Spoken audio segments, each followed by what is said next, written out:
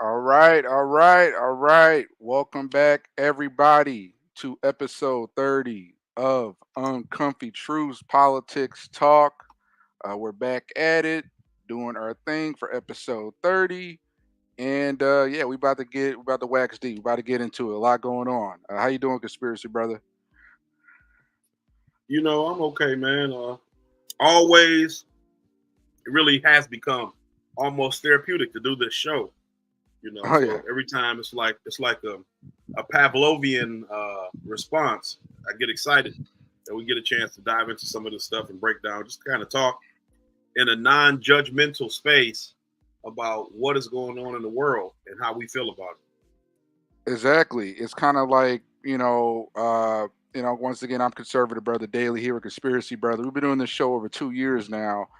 And yeah, it never ceases to amaze me, just the media foolery, the lies, the propaganda, just how kind of like news cycles can come and go so quick.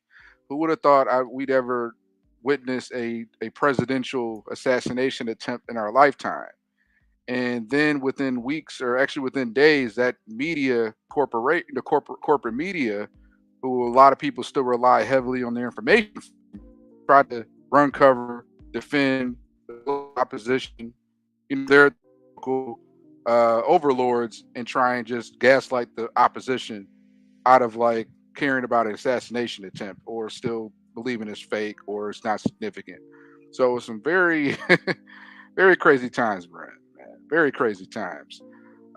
So yeah, really quick, I'm just gonna do a quick plug.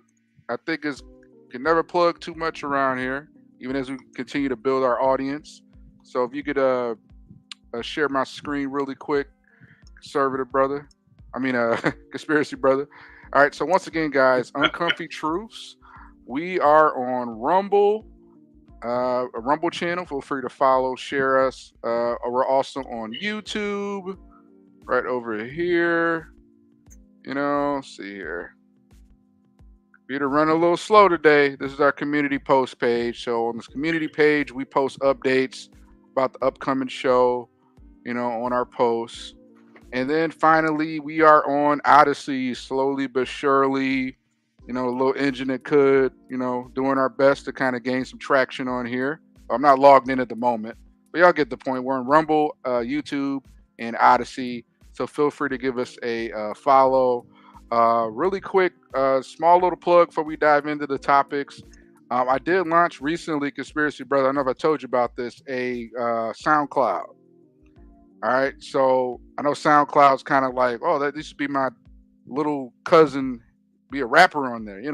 But I think SoundCloud has a lot of good resources as far as like just finding good audio for different things.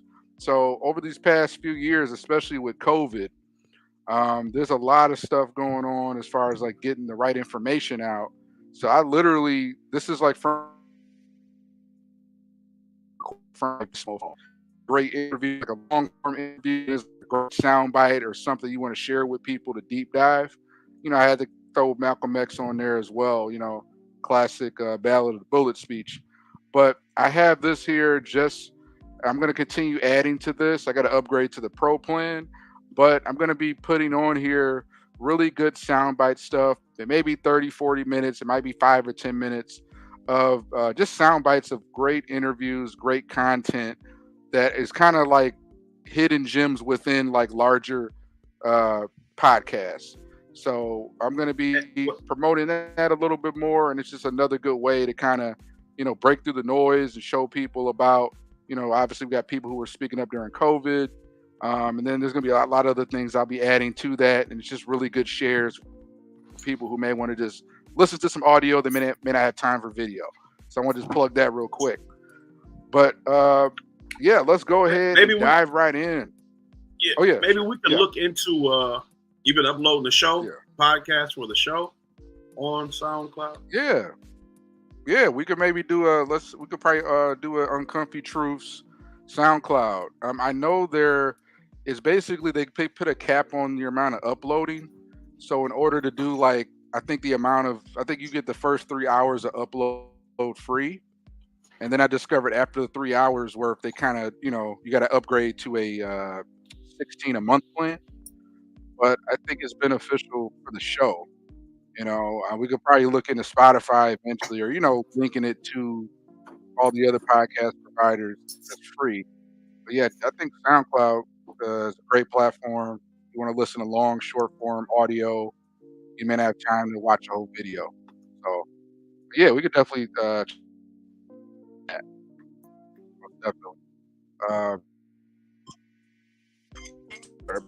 all right, cool. So let's go ahead and dive on in. All right, we got RFK and Tulsi. It's made a lot of news lately. I think we might as well couple it in because at first news broke about like RFK and this this hit and run bear cup scandal, which is pretty crazy. How a lot of people are kind of forgetting about that. So I find it kind of convenient that like within days, all of a sudden RFK is at Trump's rally and giving them the endorsement, and it's like half the people forgot about the bear cup hit and run scandal. But I think this is really interesting. This broke a couple days ago. Trump places RFK Jr. and Tulsi in his transition team. So in addition to RFK getting caught up with the bear, RFK endorsing Trump, and then Tulsi getting put on the team. He's helping Trump prep for the debate coming up with Kamala. Very interesting. Trump's kind of trying to form his own Avengers team of different ex-Democrats, homeless Democrats, if you will, or politically homeless Dems. And this is pretty interesting. So yeah, conspiracy brother, whenever you're ready, want to give your take on this development we had the past few weeks with Tulsi and RFK officially switching teams. Yeah, so I don't even see it as switching teams. Like a lot of people have started to say, even I've said this. My values haven't changed. You know what I'm saying? I've always been a, question authority, look under the surface, anti-establishment individual, free thinker. I've always been that way. And so as I've grown and understood the way the world works, my values haven't changed. But the way that I express my value, right?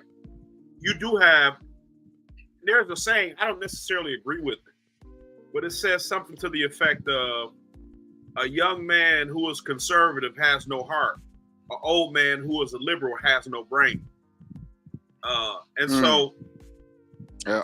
I don't look at it so cut and dry, but I think what tends to happen is when you're younger, what you think is important changes, right? And so you are willing to accept certain things from the world and from people that you aren't willing to accept when you get old and you get a little bit of life experience and you have responsibilities. You see what I'm saying? It isn't to say that I'm intent upon imposing my will on others, but like you talked about, or it might have been another podcast, the Constitution acts as a limit on government power, right? It is not it's not so much a license for the citizenship to do things, but it is a check on power for the government. It outlines that we are allowed to do this explicitly. We're allowed to do this. And then it even goes as far as saying in our Constitution that there are some implied, non-enumerated rights that we have, right?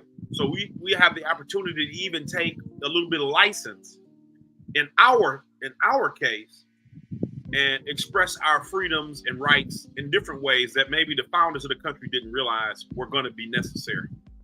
And so in that same way with RFK and Tulsi, you have two people who are willing in sincerity to place their own moral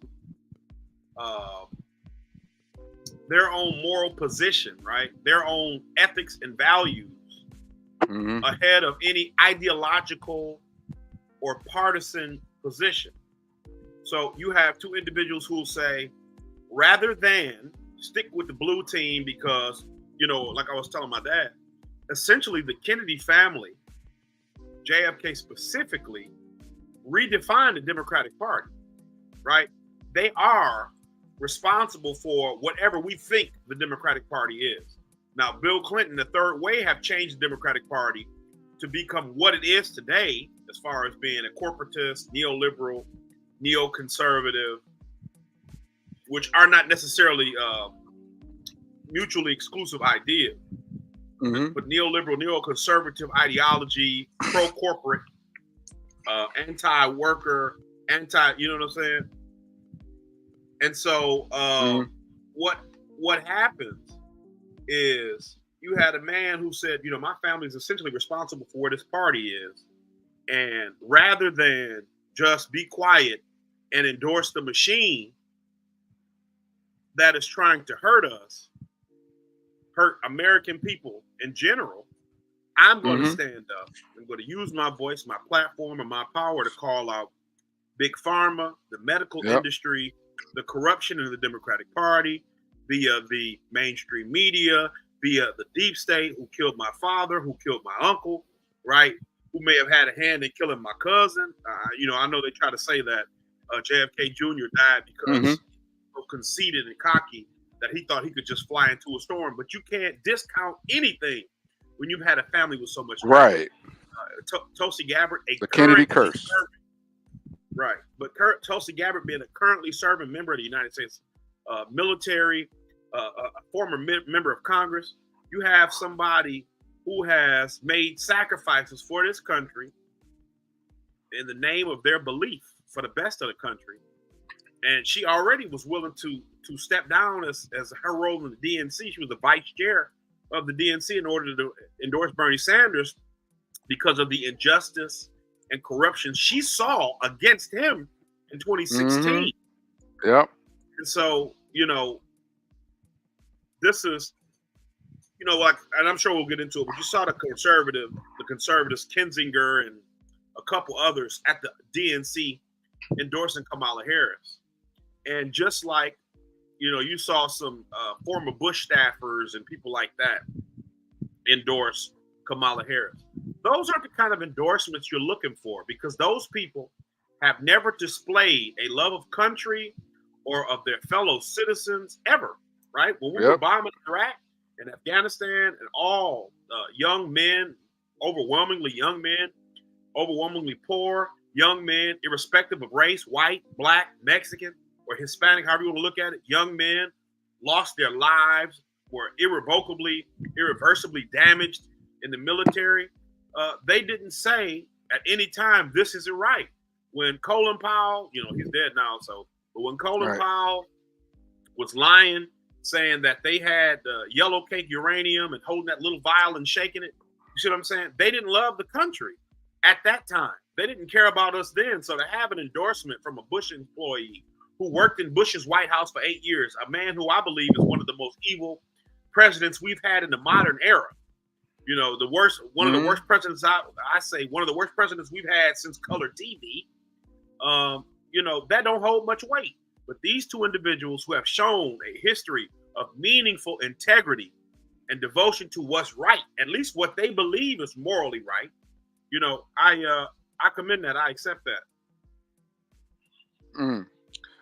Great. Yeah, a lot to unpack here. A lot to unpack. And I think what's really interesting about this is that, once again, you know, RFK Jr., Tulsi Gabbard, Donald Trump, they don't get along on everything. You know, there's definitely different issues, whether it be Israel, Palestine, whether it be an abortion. You know, there's a lot of different issues we know they don't agree on. But like you mentioned, when they kind of are willing to have the integrity of, let me quit doing everything I can to support the team and keep the machine going. And like you mentioned, like, have a certain amount of integrity. And then it's kind of like that saying, and even that Elon Musk meme, like, hey, I never left the left left me, you know? And I just think it's an interesting coalition or alliance, if you will, forming here, because there's a lot of things about Tulsi I like. I mean, a few things I don't agree with her on. There's a lot of things I like about RFK. You know, there's some things I don't agree on. Even with Trump, there's things I like about Trump. There's some things I definitely disagree with him on. But I think what we see here is just the more and more you're seeing overall, at least kind of the America First MAGA side of the Republican Party is becoming at least the movement of common sense. I'm not talking about neocon establishment Republicans. Of course, like you mentioned, there's a lot of those neocons, those Bush swamp creatures that were at the DNC. And it's great to see we could finally see who they really are. They're the DNC. It's like free the nipple. It's like free the neocon. They're freeing the neocon to be themselves. So what I find very interesting as well is that when they kind of throw, and there's a lot of they come in, but they still try and sort of, MAGA cult, Trump cultists. They're just all occultists. Well, let me ask you this: when it comes to the cult, when it comes to the Republican Party, once again, there's been infighting with the party for pretty much the past 8 years, ever since Trump's been in. There's been multiple Republicans that have joined with Democrats to throw coups against Trump. You had the beginning of last year, the House, the House. What was the House thing? Well, yeah, basically Matt Gaetz and 19 others, they voted to, throw out Kevin McCarthy. So there's been this whole civil war. And then a lot of people forget when Ron DeSantis was running, and then there was a whole maybe third of the party that fight back and forth for Trump and MAGA and all that. They would kind of a lot of mudslinging between Ron DeSantis and Trump. And even on top of that, Trump even will be at rallies, and there'll be people that booing as he starts talking about and like propping. I was responsible for the vaccine. You got his own people booing him. You got a lot of people calling things out, but saying, "Hey, I still like these about him." There's been nothing but I want to say division, but definitely healthy discourse. And sometimes you even got them throwing out George Santos and kind of risking their Republican majority in the Senate. I mean, in the House. So there's been a whole lot of Republican discourse, push and pull back and forth against Trump.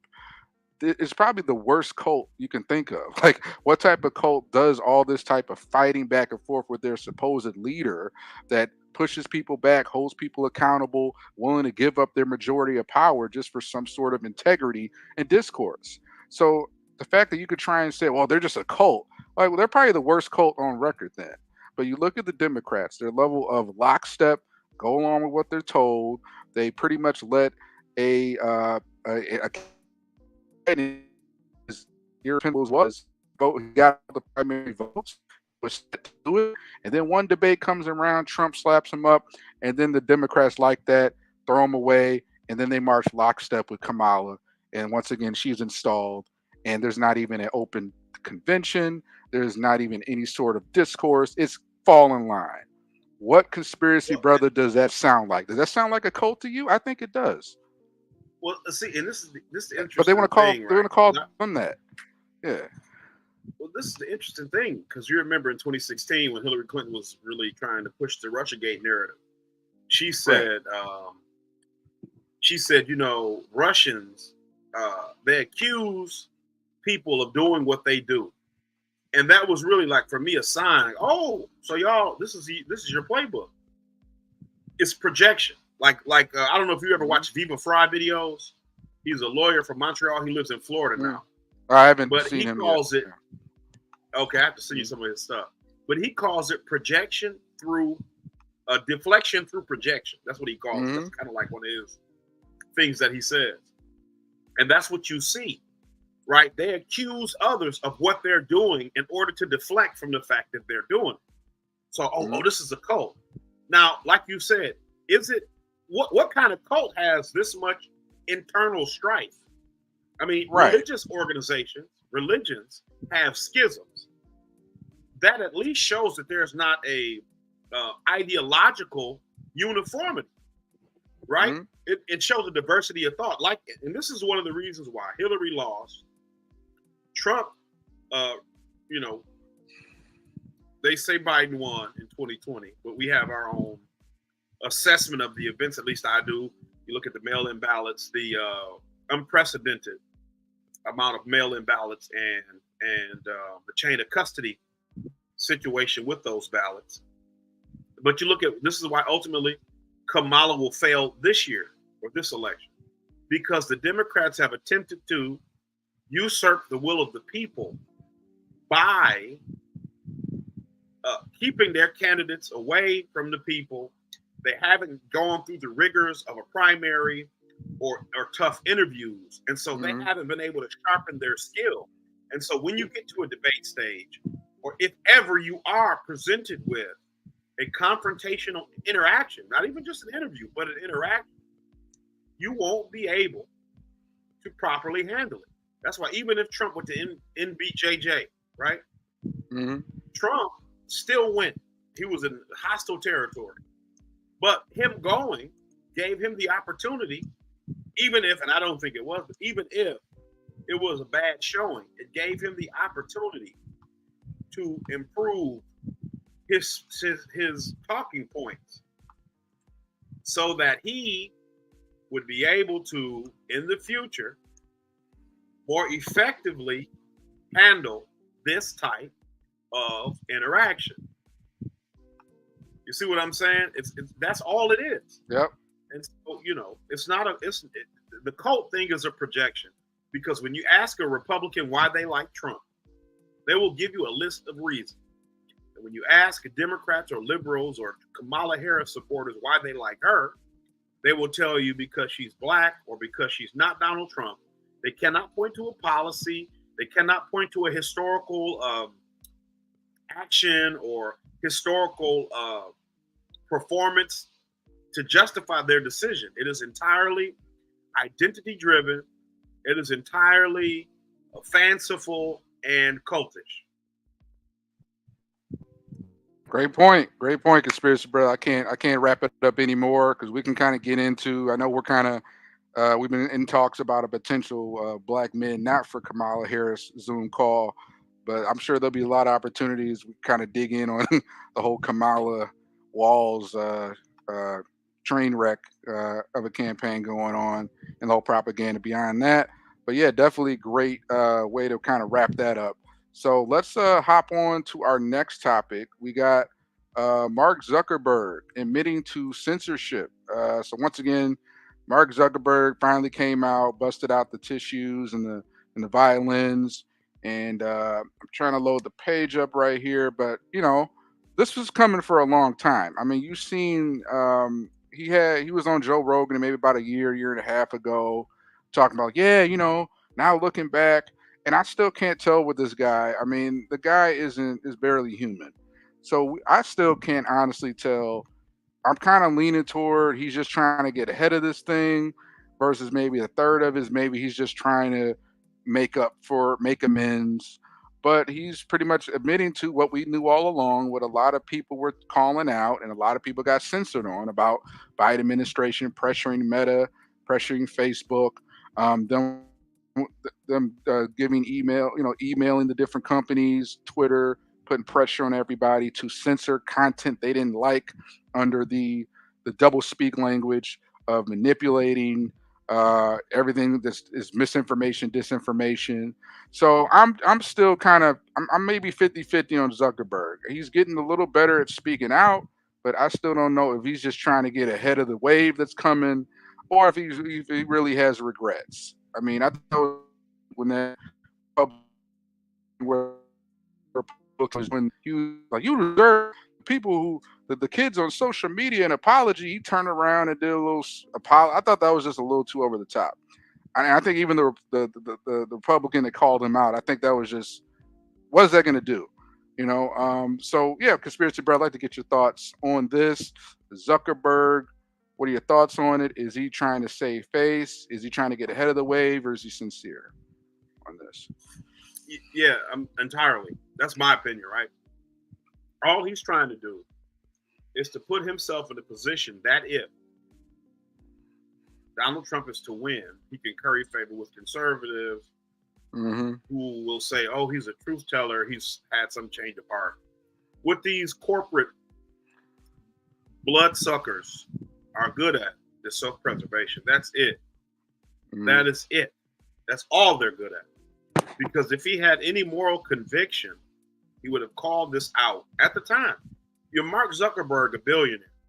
But here's why they won't. And let me tell you why they won't. Because they know they're doing something dirty. And so because they are doing something dirty, they need government protection. Right? Now it's okay to jump on Joe Biden. Right.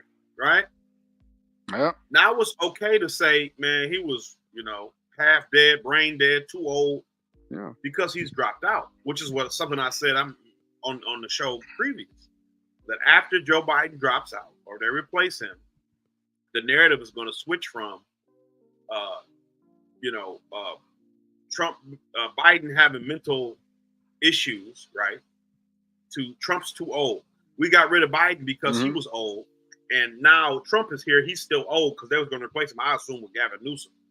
But we replaced him because he was too old, and now Trump is still too old. And so, I haven't used Facebook since 2013. I believe that most social media is a cancer. It's a social cancer. It causes all of us, and I'm not trying to be, all like I'm some, because even like I get into sports a little bit too much, and that's an issue, something I'm trying to deal with. My attachment to sports, but it's a social contagion, and they want to negatively affect our behavior and our mentality. They want to negatively affect our mood. They want to artificially impact what we think and say and how we act and how we choose to speak out. And so, I don't mess with none of them. I thought about us trying to get a Twitter going just for the sake of I think it can help us to build some better relationships with other content creators, be able to do some collaborations, maybe able to get our information out, maybe cutting up small clips and videos. But I'm not in a rush to do it. I would feel guilty. Yeah, you're not missing much, to be honest. Yeah, and that's the thing. You're not missing much either. But the discourse is it's not good, right? By and large, you can't edit what you say. So if you say something wrong, you either have to delete it, or you have to live with the consequence of being totally misconstrued. And with the text limit, with the character limit, it just isn't. It isn't worth it. So but yeah, Mark Zuckerberg is a self-interested bastard, and I wish nothing but the worst for him. Hey, I can't argue with. I can't, and I feel like my concern for the daily. With my moniker, I think it was August 2021. I got suspended May 2023. So I got suspended about 6 months before Elon took it over. And I still haven't been back. I've been on these other far right outlets, the True Socials, the Brighteon Social, Rumble, just another one. Yeah, Odyssey. So I haven't been back. Elon's had taken it over for over a year now. So, coming up on a year. So I'd say you're not missing much. I think maybe one for uncomfy truths down the road, could be advantageous. Obviously we're starting to grow slowly on Rumble. YouTube, Odyssey is going to be, more of a long-term play. But yeah, I mean, Mark Zuckerberg, even the whole social network movie, even though a lot of that was propaganda, at the same time, there's nothing a lot of these cutthroat globalists will do, to get ahead, to stay ahead. Yeah, he's, too little too late 3 years later, but are you going to call out the Davos group? Are you going to call out Klaus Schwab in the World Economic Forum? Or are you just calling out this one little thing? So yeah, I'm kind of in agreement with you. I'm just leaning more toward he's just trying to get ahead of it. And, even this USA Today, you wouldn't even see this headline a 3 years ago, let alone 2020. Republicans were right. So even USA Today, I don't know, they're pandering a little bit, trying to give, like you were saying, the Republic, trying to earn a little bit of grace with the conservatives. Like, oh, this Mark Zuckerberg, he was really, maybe he can be, no. So that's all I got to say on that. I definitely, if it starts being more, Elon has done as far as free speech and whatnot. So Zuckerberg, Elon, but if you want to make the strides that Elon Musk has, even though I still got a lot of problems with Elon and his sort of hand in the transhumanism and a lot of stuff that he's still doing that's shady. I'd say Zuckerberg, a long way to go, and look to Elon and do at least half of what he's done, and then maybe you'll start earning more trust with me. So yeah, let's move on to the next topic. Let's see what we got here. Once again, guys, you guys are watching Uncomfy Truths. Quick plug: we are currently. Sorry, my computer's running a little slow today. We are currently on Rumble.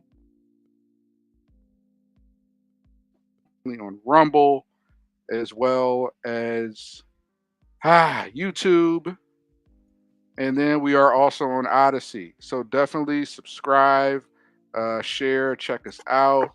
I'll just close the Odyssey tab. But yeah, let's get back into the next I was, topic. I was going to say that Michaelah. Oh yeah, Pegasus. we want to add something. Yeah. I was going to say that Pegasus spyware ain't on your computer, is it? You know how they do. I hope not. I'd have a pretty slow computer. It's an older Oh, okay. Apple, if you will. So hopefully Yeah, not. I do get this weird Telegram message that pops up, even though I've taken Telegram off my computer. So they might be spying on me through Telegram, yeah. That even though I've uninstalled Telegram. we Yeah. may have to go through. What do you think that might be? Talking about, I don't know. We might have to talk about Pegasus one of these days. It's like an Israeli created spyware that if they send you like a text message or a link, you don't even have to click the link for it to download on your phone, like or your device. It just interacts with you like immediately. So, Oh Lord. I wouldn't be surprised if, not to say that we have that kind of audience yet that they would be looking at us so heavy, but I'm always worried about it just because because we speak out against the tyranny that and the lunacy that occurs in this country every day. I just always assume we're targets. Yeah, I'm pretty sure we're on a list somewhere. We're probably very low on a very low tier list, but we're on a list nonetheless. I'm sure. Like the FBI interns are like these some starter lists. Some local misbehaving Negroes are gonna put on this list, calling out stuff. So we'll see. Uh, I know we got the pro-life activists getting jailed topic that we got to get to, and then we're going to talk EU Digital Service Act and NATO. I figure we're doing pretty good on time. I want to throw in this other one. Say that one more time. Kind of went out a little bit. Nevada native and about. Uh, are you familiar with Michaelah Montgomery? Oh, hello. Yeah, I was going to say I forgot to unmute, but I was going to say repeat it. It kind of went out. I guess the SWATness. Can you hear me? Okay. Where did I cut out at? It was really where did I cut out at? It was really choppy. I'm almost like you were talking about pro-life, and then it kind of went off on me. And I thought I was telling you, but my mic was muted. Copy too. Here. Okay. All right. Cool. I was talking about Michaelah Montgomery. Are you familiar with her? She works as a political consultant. Yeah. I think so she first went viral when I think Trump did like a stop at a Chick-fil-A in Atlanta earlier this year. So of course the liberal media got up in arms, like, "Oh, you meet with black people at a Chick-fil-A in Atlanta? That's racist. Like, how is that racist? All y'all eat Chick-fil-A. Come on." So I will say this once again: Michaelah Montgomery. She's definitely, I say, a sister from another mother. She got the natural hair color. I mean, she got the natural hair going. She's a Nevada native. She moved to Atlanta about 6, 7 years ago. And I think Anton Daniels interviewed her recently on on his channel. So definitely she's been doing a lot of things with Brexit, with what they call conserve the culture. She's been kind of out here grassroots, but at the same time, what I do respect when she did the interview with Anton Daniels was that, like, hey, low key, she never really shied away from her conservative values, because she, like Atlanta, she gave up the game. Was like, hey, Atlanta, you basically got a lot of moderate Democrats, Republicans, independents who run as Democrats, Dinos, Democrat in name only. And she's helped for years on all those campaigns. So she helped out with getting Democrats in office, helping out getting Republicans in office. So when she ended up getting on the stage, and I think she Trump brought her on stage at a rally in Atlanta last week, you know, she wasn't getting a lot of her constituents and people around her that knew her. Like, okay, that don't really surprise me. End of the day, I mean, the ones that are smart know this politics is a game. I'm sure I don't agree with her and everything. Out of the media is always free now. Any black person that doesn't spit the Democrat talking points. She was on a episode of the Washington Journal, I think a couple weeks ago. She put a lot of callers in her place. It was great stuff. I kind of agree with her more than not. Not on everything, but yeah, I just wanted to at least kind of just give a shout out to this. I want to call her. She's been a rising star for a while, but at the end of the day, she is a political. I won't call her a pundit, but definitely a consultant. Now she's doing more work with the Trump campaign. But I just wanted to know, conspiracy brother, are you familiar with her at all? Have you heard about anything? Yeah, I actually was going to watch her interview with Anton Daniels today. My phone has been acting up like ridiculous. Yeah, it's really good. Yeah, I can't hold a signal at all on my phone unless really like I'm out in a wide open area. I would say watch that one. Anywhere. Watch Anton's interview, then watch the Washington Journal one. Like they had her on the Washington Journal on the C-SPAN a couple weeks ago. So definitely watch Anton's, then watch this one. But yeah, still, you were saying, yeah. My phone, I gotta get a new phone. My phone is probably 4 to 5 years old. So I don't like I almost feel like sometimes like I might be a Luddite, because like I have an aversion to technology that isn't, I have an aversion to technology. And it isn't just like, oh, I don't like technology, I don't deal with technology, but it's like, I'm very suspect of the way that they push technological advancement in a way that I feel like is nothing. Right? It's not really meaningful. It's not really an improvement to life. It is just like a completely consumer-driven situation.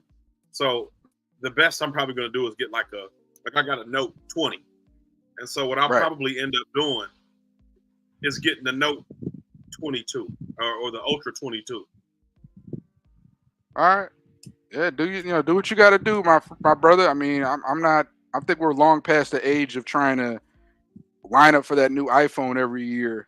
So it's like when it comes to phones nowadays, it's like let it to the wheels fall off. With me, it just comes to upgrading. So you were saying, are you that familiar with Michaelah Montgomery, or not so much? Yeah. Well, I don't know if you were going to play that C-SPAN video where she was sitting there and. Yeah, I mean it's pretty long, so I would say I could play it like maybe I could play it like on mute, but I would say it's best to probably just watch it. I mean it's probably like it's like 40 minutes, so I don't know if. Oh, I thought you might have had. What you want to do? I thought you might have had it sped up to the part where the callers were calling in and saying, somebody said something like. I can't remember if they called in. This might have been Twitter. Somebody said you don't have to be white to be a white supremacist. Oh, and yeah. There were a couple liberal, like one that once again these Democrats, a lot of them are what they call themselves independent, but it's really Iinos, independence in name only. I think we know a couple of those where they try and tout independence, where anything Biden does, they can kind of claim, well, I'm independent, I didn't vote, even though you did, and they still push Democrat agenda and talking points. But yeah, there was like a Democrat and an independent. I think I could skip to that. I think I remember where that might have been, but she does put them in their place. Because I don't care any black woman I have a disagreement with or black person, that doesn't give you the license to call somebody a coon, or especially these like white liberals that do that. Well, you disagree with me, you don't think like I think. Yeah. And that's the thing I think is weird. Like you have a lot of white liberals and people who think they're comfortable with black people who use terms that they shouldn't use because black people may use them or whatever. And they just feel comfortable to say stuff that they shouldn't feel comfortable saying. For example, Sean King, right? You had some white people calling him Talcum X and stuff on Twitter. This was years ago when I was still on it. And, you know, I was some black people were saying it too. And I said, hey, man, I said, you shouldn't call him stuff like that publicly. Because I don't know his background. Like, some people really are convinced that he's really a white guy. I don't know. I mean, it doesn't matter to me one way or the other. I don't really listen to what he says. I'm not really invested in anything he does. So if he is white, actually, it's not to say that I don't care. But he says he's black. I don't have any way to know. But, like, I'm not hanging on every word of his. You know what I'm saying? Like, I don't listen to him at all. I don't know what he's been up to or anything. Like, you know what I'm saying? I believe a lot of what he's doing is grift. He may have started out with good intentions. I don't know. But I think a lot of it is just grift. But, like, I told him, I said, you shouldn't do that. Just in case he isn't. Just to say he's a real light-skinned black person. You've given white people this idea that they can say this stuff too. And so, yeah, like, you know what? I actually found. Yeah. Oh, say it again. Oh no, it's kind of cool. Oh, keep going. Oh, well, I was just saying, like I do think you can have white supremacist ideology and not be white, right? I believe you could, like it's a cartoon, but look at Uncle Ruckus from the Boondocks, right? He would be considered a white supremacist. He's a black white supremacist. But I don't necessarily believe that liberal white people, Democrat voters, necessarily have the perspective and understanding of the diversity of black thought and political thought specifically to make that decision. You know what I'm saying? And I'm not trying to make this a black and white issue, but I just feel like white people in general don't have enough experience with black people to be able to make that assessment effectively. You see what I'm saying? You'll just say I'm a Tom or something, or Uncle Tom or a coon because I don't like the Democrats. When, you know, that's just racism on your part because you want to pigeonhole black people. We all have to have some kind of ideology that you're comfortable with. It's just weird. It's weird that the party you know of what social that comes justice, from? What? You know what that comes from? That comes from these white liberals with their black liberal friends that see the black liberals doing that to their own people. So they think that gives them the license to do that, even though they're not going to come up to the white liberals not going to come up to their black friend and say, hey, can I call them Uncle Tom too? They know not to do that, but they somehow think they see us doing that to each other. And they think that gives them the license to. Like, well, my black liberal friend did that, berated out Candace Owens. So I think I have the permission or green light too. That's where that comes from. And they don't see and look in the mirror and see just how racist that is. But I do have actually, since my computer is running a little crazy, I actually do have the 4-minute clip. I did voice memo the clip. So I'm going to see if I could play this and let me know if it's loud enough. I'm going to play it real quick to see if you could hear it. All right. Okay. Phone. It's from the. Let's record. All right, here we go.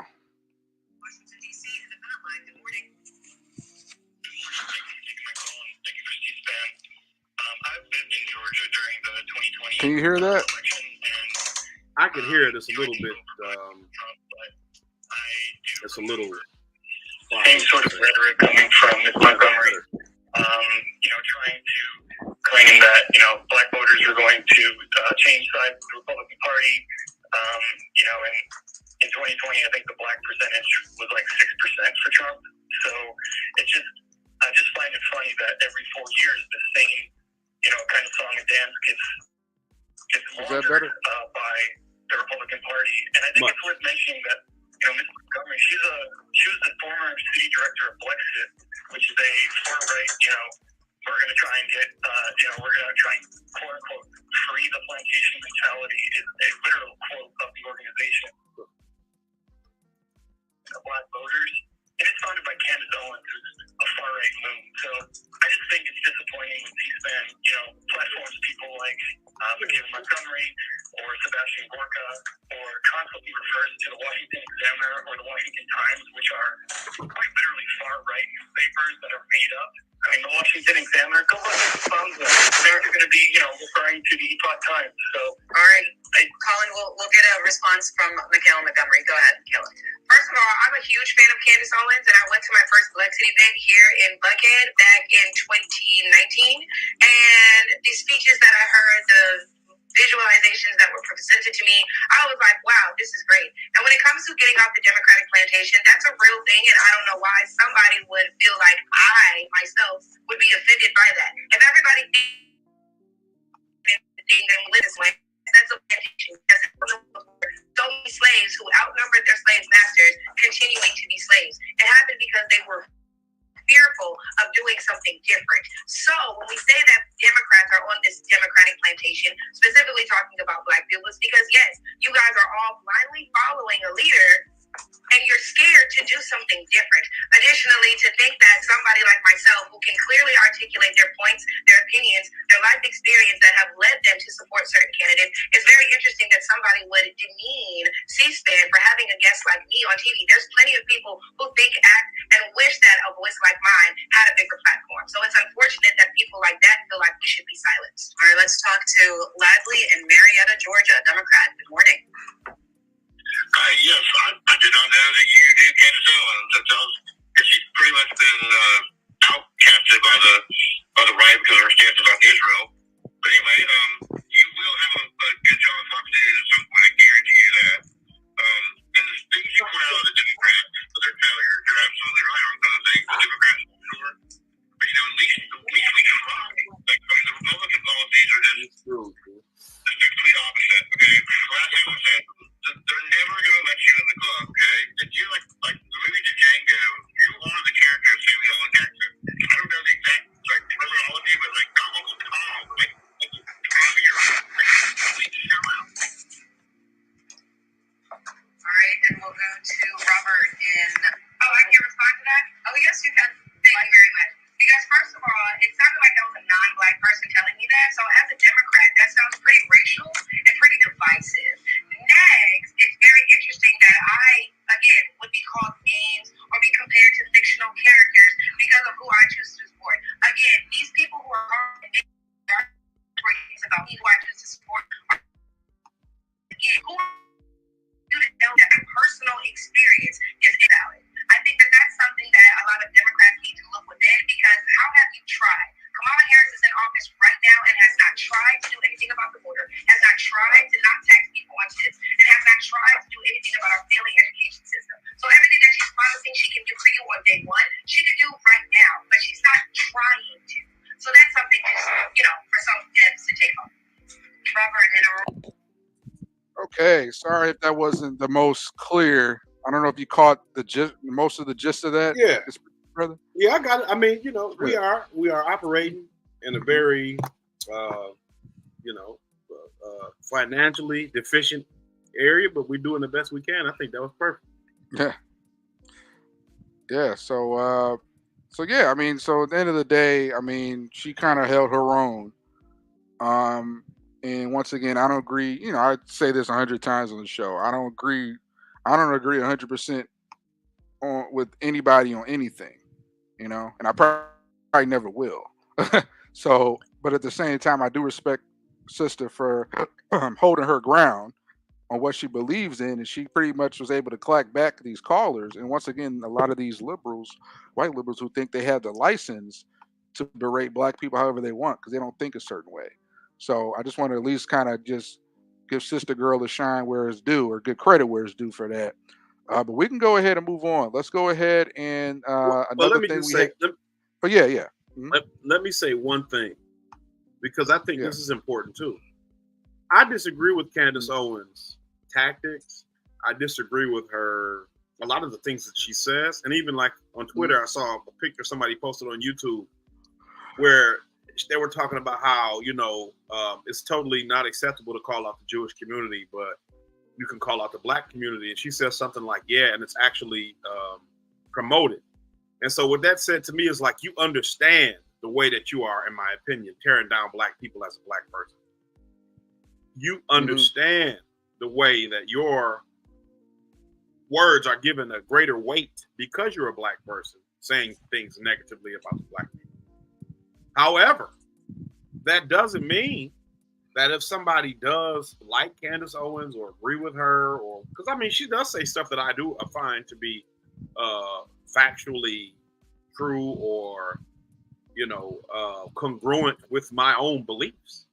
But that doesn't mean that if somebody does like her or whatever, they look at her as some kind of icon or anything, whatever, someone to look up to, someone to model themselves after. That necessarily makes them bad people.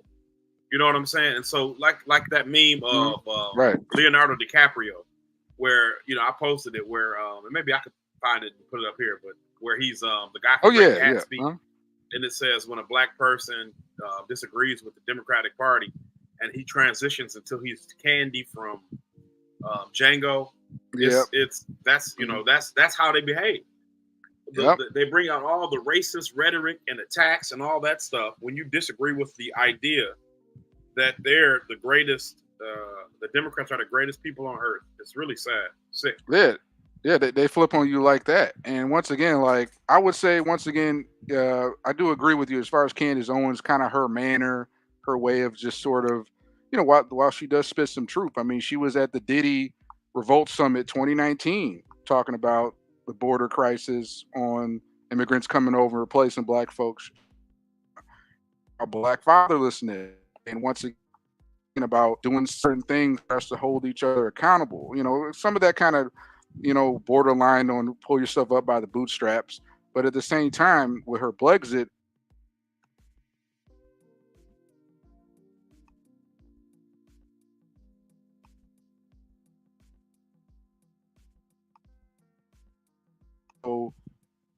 some people off the wrong way, of course. But once again, that doesn't give anyone the license to decide, hey, I'm going to talk about this person or say this thing just because I disagree with them. I can still call out the things Candace Owens is wrong on, but I'm not about to just go ahead and, discount the stuff she was right on. And this kind of goes down to, we talking about this, like, there's not just Trump derangement syndrome. You got Israel derangement syndrome. You got Candace Owens derangement syndrome. I can still credit people for being right about certain things instead of just, oh, this person said one thing I didn't like off of some blog, and now I can't ever listen to them. We have what I like to call conspiracy brother stranger danger syndrome. There's people, whether you like it or not, they've never seen a full Trump interview. They've never seen a full Candace Owens, listen to a whole Candace Owens podcast. They, as soon as they heard one thing that one blog said about Candace in the headline or article, they can never even look at, okay, she called out stuff about COVID. She called out stuff about Ukraine. She called out stuff about the border. It's like, no, well, Candace Owens said this thing about black people that really pissed me off in 2016. So I just write it off. And then your stranger danger syndrome makes you afraid to click on a link or see anything to do with that person. And this is whether this is Dr. Umar or Candace Owens, where you can't even fathom listening to anything else but spook and stranger danger off one article one time. So I want to just bring that up, but we can kind of move on unless you had anything else on that. No, we can move on. All right, cool. So this computer boy is heating up. Computer, I think we definitely getting swatted, bro. You said that Pegasus or yes, Pegasus. Yeah. I'm getting it bad too. I mean, I got an old Apple myself, but damn, I'm getting it from all sides. No homo. All right. Hey, look, no Diddy, eh?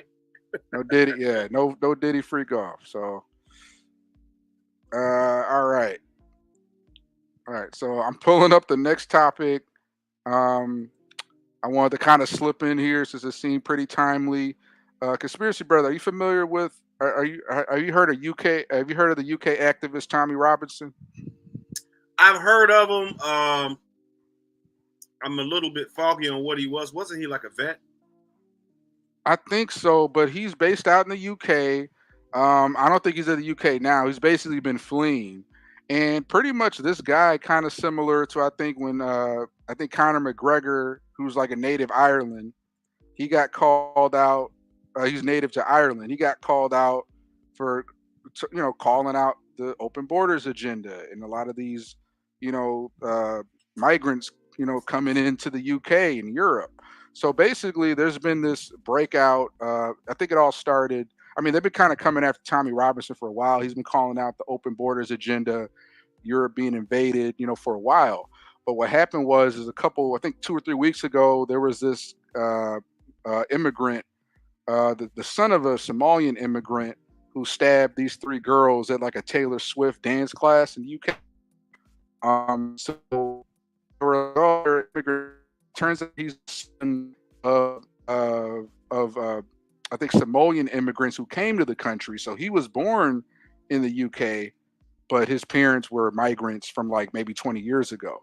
So apparently, a lot of the build-up tension between the native UK people and the migrants that have become in the past 10, 20 years. So there's been riots all across the UK, race riots, they call it.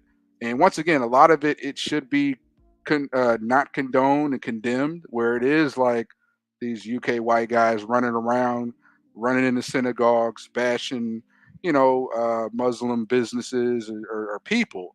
But at the same time, you have what's been happening here, years of the media ignoring when the immigrants are brutalizing their neighborhood, are kind of doing things to the UK native citizens. And Tommy Robinson has been calling that out for years. So all Tommy Robinson did was say, hey, this is just another example. These race riots are, once again, a lot of these native UK people who are kind of like what's happening here. You know, they're not getting the benefits that the migrants are getting. If a migrant mugs them and the cops show up, the cops arrest the native UK person, just like it's starting to happen here. And you're getting this thing where the migrants and immigrants are now a new protected class, and the native UK people are being demonized. So that's happening. Basically, we're going to be UK in about 3 to 5 years or less. UK is going through it right now. So Tommy Robinson's been calling that out in the UK. I think he had to flee the UK, and they want to try and get him back to get jailed or face charges. So that's kind of in the nutshell. So I guess I wanted to, that's kind of my thoughts initially. Like, if you want to talk the great sort of like open borders, what's happening in Europe, because that's what basically Tommy Robinson has been speaking out about, and that's why they're after him. But that's sort of the setup there. Yeah.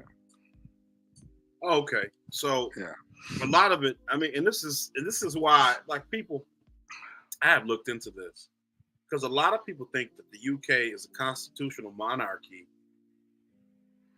and essentially that means that they don't have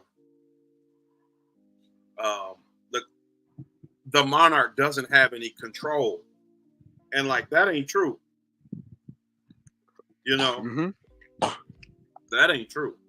Yeah. The queen or the king, whoever they have at the time, is still in control of that country. And so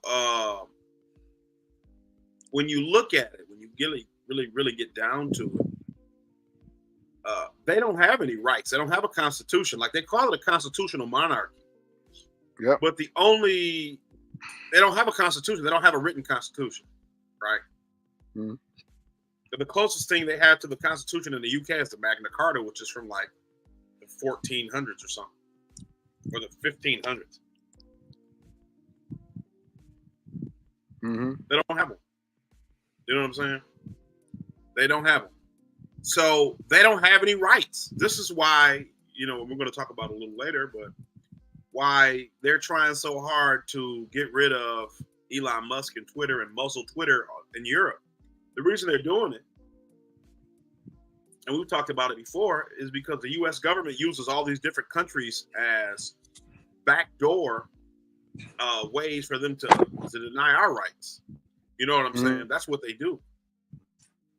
They use it as a way to backdoor not having our rights by having other countries exert this kind of pressure, because, we don't think about it in this way.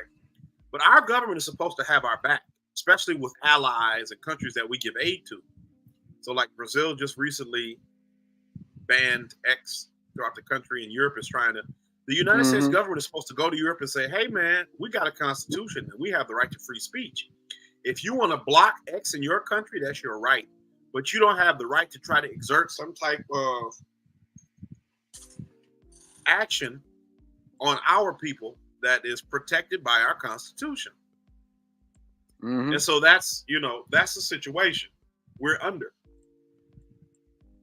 So with Tommy Robinson, he just happens to be in a country that doesn't have any rights. The citizenry don't have rights. None enumerated, unenumerated, nothing. You know what I'm saying? They still, when you look at a British passport, they, like ours says, the United States State Department or whatever asks that you, on their passport, it says the king or the queen. Like they still exist within that country based upon the grace of the monarch.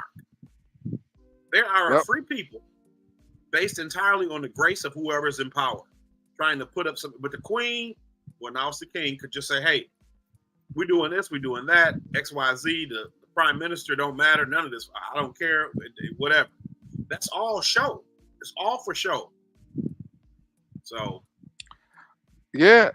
I mean, definitely. I mean, if you call United States the most freest country in the world, that's not saying much. So where everybody else lives outside the U.S., if we're this locked up here, I can't even imagine. So once again, I know these riots been spinning, like just everyone running around. I mean, once again, there is unfortunately a misled group, and of course, there's white supremacists out there. There's real neo-Nazis that are kind of the fringe minority who are riding the coattails of that. But for the most part, we have to get out of this, because it's going to happen to us here, where the native born, or once again, foundational Black Americans like we are, and other people who immigrated to the United States illegally, are eventually going to become these second-class citizens. And then once again, the migrants are going to come in and be the protected class.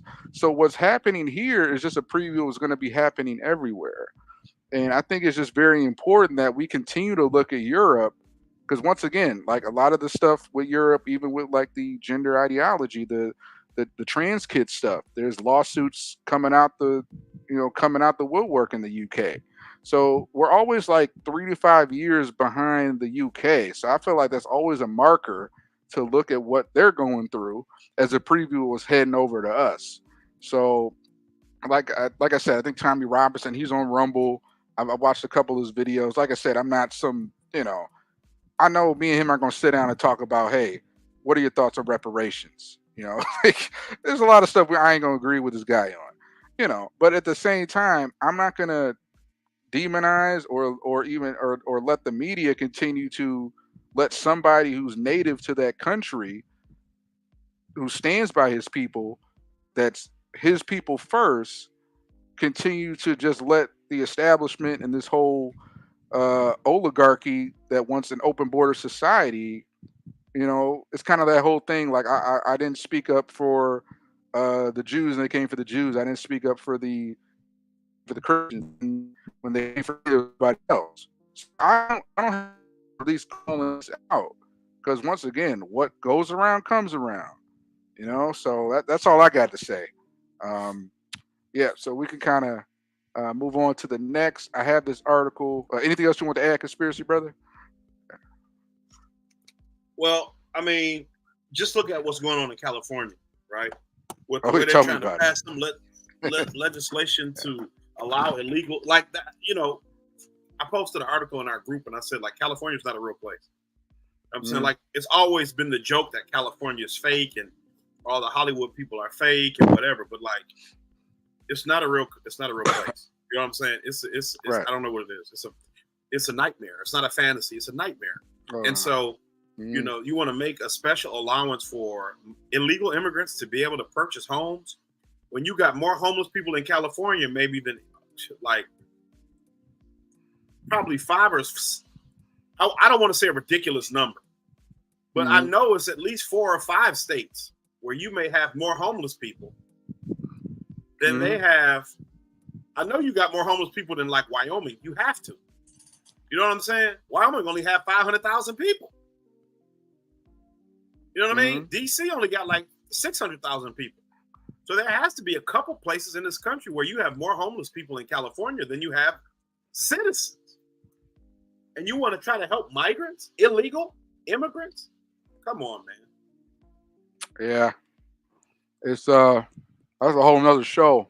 Well, we can kind of have we can even have different topic themed shows. We just talk about one topic. Now, obviously, we got the Black Men Not for Kamala Harris Zoom call in the works. We'll keep you guys posted on that. We're working with not rocket science, brother. Some a whole show, bro, like a whole theme show, just illegal immigration. We have a whole theme show on the globalist agenda 2030, WF. So that might be something to think about. All right, cool. So now we got right here. This comes from LifeSite News. I thought it would be worth reading this article. I don't think LifeSite's too long. Yeah. So, 89-year-old death camp survivor, 6 other pro-lifers face 10 plus years in prison on FACE Act charges. This comes from LifeSite News. They're pretty far right conservative. I don't agree with them on everything.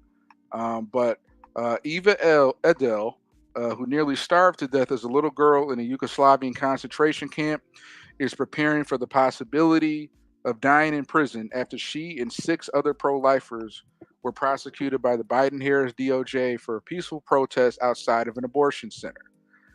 This is a photo of them in March 2021. This comes from Emily Mangia Rancina. 7 pro-life advocates, including a communist prison camp survivor, face over a decade in prison after having been convicted on Tuesday for a peaceful protest conducted outside of an abortion facility. Chester Gallagher, Heather Adani, Joe Curry, Justin Phillips, Cal Zastro, and his daughter Eva Zastro, and 89-year-old Eva Edel. And you know what? While we're saying names, let's see if Biden or Harris are going to say any of their names. Let's see if they're going to say the name of the 13 service members that died from the Afghanistan withdrawal. And then, like how you mentioned Conspiracy Brother before, are they going to even mention any of the Americans that's been killed by illegal migrants the past 2-3 years? But anyway, who survived a concentration camp were found guilty of violations of the freedom of access to clinic interests, FACE Act, and of a conspiracy against rights. A charge originally created to deal with the Ku Klux Klan. Isn't Jesus good? Let's go to the sidewalk and sing, Cal Zastro reportedly said immediately after the verdict. And once again, Conspiracy Brother, you can, well, the article's almost done now. Well, still a little bit more. But you can like interject in if you have a thought as I go through the article. Their conviction stems from a rescue protest the pro-lifers conducted outside of the Northland Family Clinic.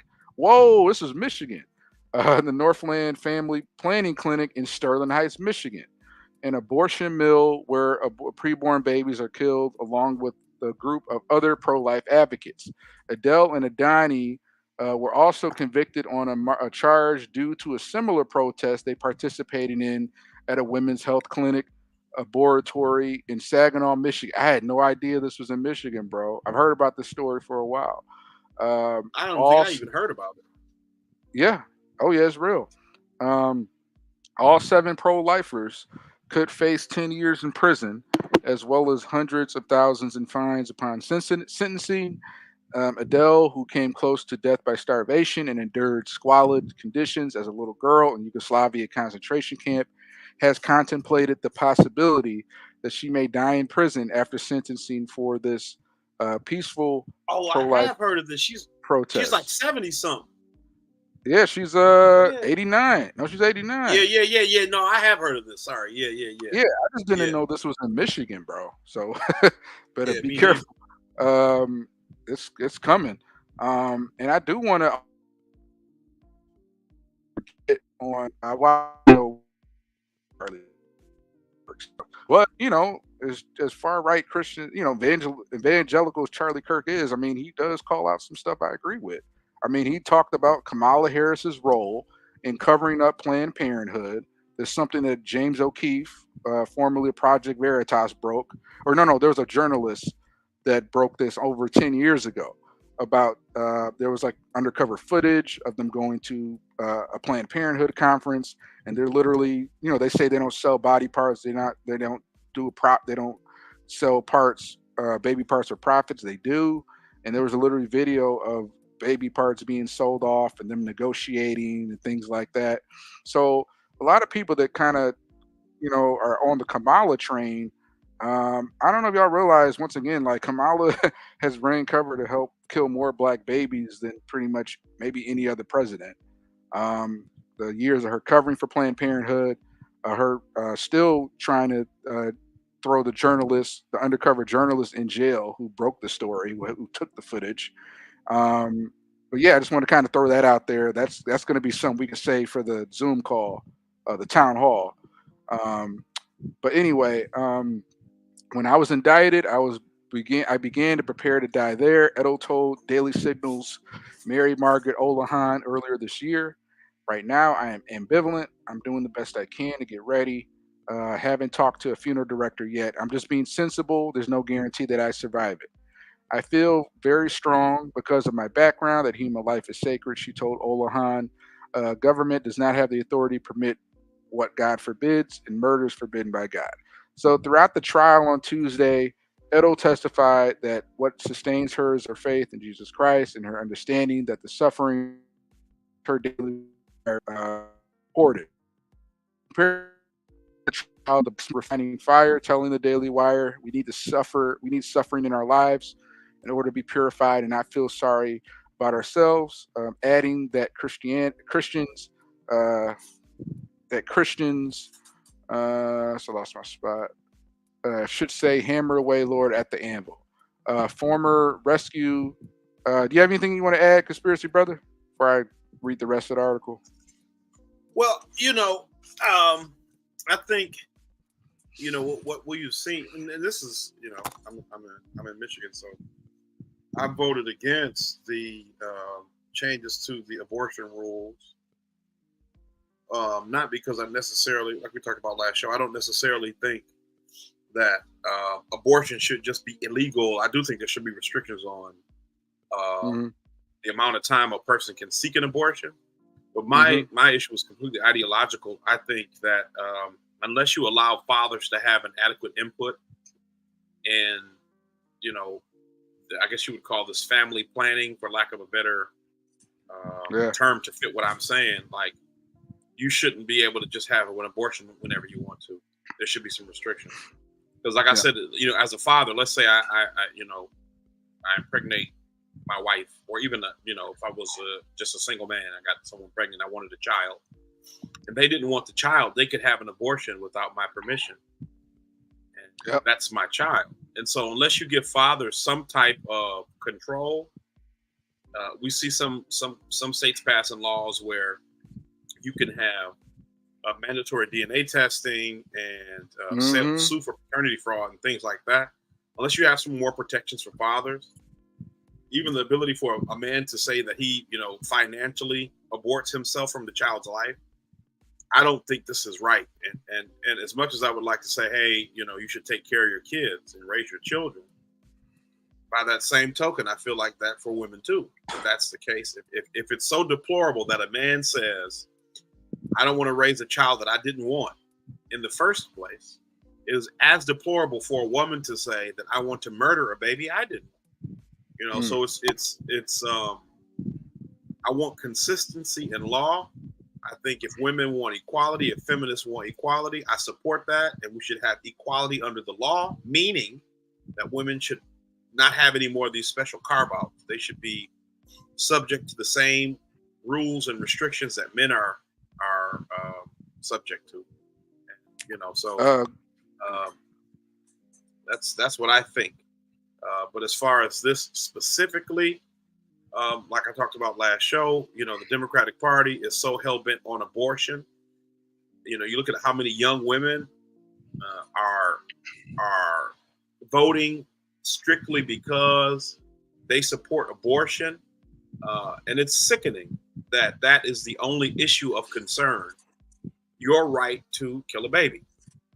And I say that not trying to make a political statement about the morality of the situation. I'm saying kill a baby as a matter of fact, because that is what it is. You know, no matter how you want to slice it, you are taking the life of a baby. It's being killed. So, you know, that's ultimately the Democratic Party platform. Not even in a nutshell. That is it. That is their platform. You will have the right to kill a baby. That is what we offer you. Nothing else. Facts. I can't argue with that. I got a few more things on my mind, but I finished the articles. Rescue, great conspiracy. Former rescuer Caroline Davis was also charged for the Northland protest. I can't believe this is in Michigan. Is that near the old Northland Mall? No, they tore that down a minute ago. Yeah, that's what I don't know. I don't know. This sounds like, I think they said Sterling Heights. I feel like that's up in Macomb County somewhere. You know, it's pretty conservative around those parts. But she is now cooperating with the government and has agreed to testify against her co-defendants at this trial, as she has during the other rescue trial. She has pled down her felony charge to a misdemeanor and has not yet been sentenced for the Michigan rescue, according to Daily Wire. Judge Matthew Lightman, an Obama appointee, reportedly clashed with Phillips' attorney, David Peters, throughout the trial. On Monday, Lightman accused Peters of going way over the line by pointing out that the conspiracy against rights charge was designed to deal with groups like the Ku Klux Klan and not peaceful protesters. Later, when Peters quoted John Adams' remark that the Constitution was made for a moral and religious people, Lightman reportedly said he was laying at the foundation of jury nullification, in which a jury member opts to not convict due to a moral objection to the law. Thomas More Society attorneys have filed a motion to dismiss the felony conspiracy against rights charges, asserting that the June 28th Supreme Court decision, Fisher versus United States, prevents the Department of Justice use of the statute to multiply the potential prison time associated with nonviolent first-time face act charges. So, once again, my initial thoughts, I think that's the rest of it, is we see this continuing weaponization, but I see little, signs, they're gonna get, ran against the wall, more so to stop Cop City protesters. But I think a lot of people need to realize the danger we're in, because when you have the same RICO charges that Trump and his ongoing lawfare trials that's also being used against Stop Cop City protesters, that's why we need to kind of be like, whoa, let's take a step back. And I'm kind of with Jimmy Dore, and I think Jimmy Dore kind of went at it the wrong way. Kind of had Cornel West come on the show. I know they've had like a big falling out. I don't agree with Jimmy Dore's kind of way he talked to Dr. West, but I understand Jimmy's frustration on Cornel West still trying to say he's bucking against the establishment. But when it comes to like the DOJ, Biden weaponization, lawfare coming after Trump, like he has no issue with that. But when it's being done to the other side, he's crying, "Oh, victim," and the fact that Cornel West can't even see that distinct difference tells you a whole lot. So back to the abortion issue. Once again, I'm not. While I am pro-life, I still agree that when it comes to extreme cases, the case of rape, incest, that sort of thing, the old school saying that I think was even coined by Bill Clinton and Democrats in the 90s was abortion should be safe, legal, and rare. I still think it's not a baby's fault that they got conceived due to rape, but I think obviously that should be a decision, like you mentioned, conspiracy brother, that the father needs to have an equal say in on that decision. And I do agree on limits. I think late term abortion, that's wrong. We need some sort of middle ground. This is that everybody agreeing all of it. But at the same time, what we got to also realize is that most of these people that tout my body, my choice, I'm pro-choice, Well, we found out from COVID, you're really just pro-abortion because you have no problem with forcing that same woman who may decide to keep or not keep her baby if she doesn't want to take an experimental vaccine rolled out an emergency authorization. That same pregnant woman, you're going to tell, hey, shut up and take the jab of your job. So I just find it very interesting and just very scary that the DOJ continues to push this agenda, as far as like coming after these pro-life people that weren't they didn't show up outside the abortion center with nooses and like calling people names, and it's just peaceful. They're just protesting, they're getting in your way as you're walking in. So we can kind of be on this forever, but that's all I got to say. I think this is just very scary that we're continuing to see in a state we're very familiar with, that we're continuing to see this level of persecution of conservatives, pro-life people, because guess what? The left, they cheer for it, but then when it's their Stop Cop City protesters, they're crying victim.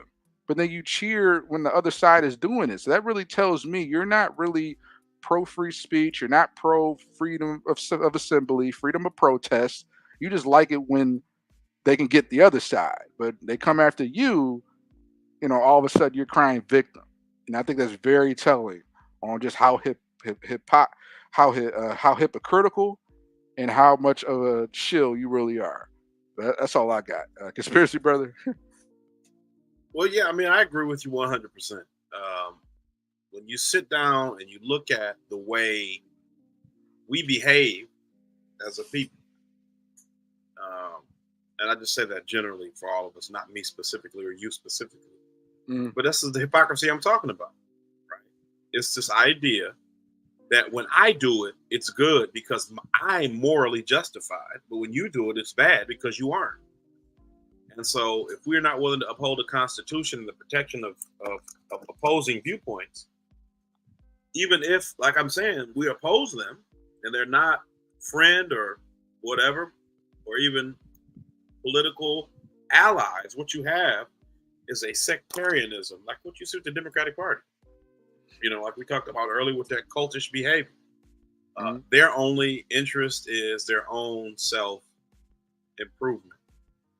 And I don't mean improvement in the way of, like when we think of making yourself better.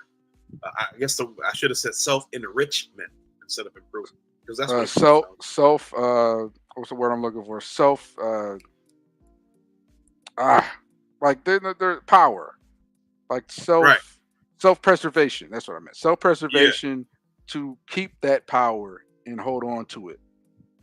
Right. Right. Yep.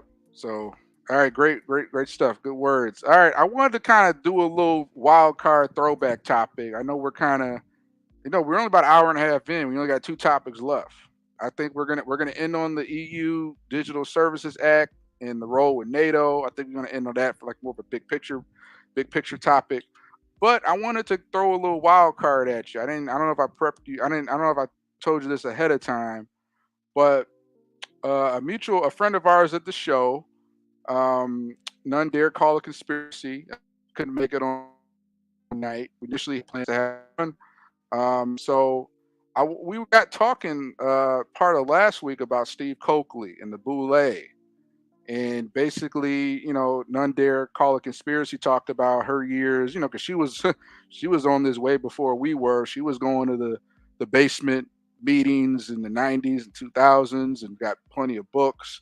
And I've definitely heard about Steve Coakley. I've probably seen a few of his videos before.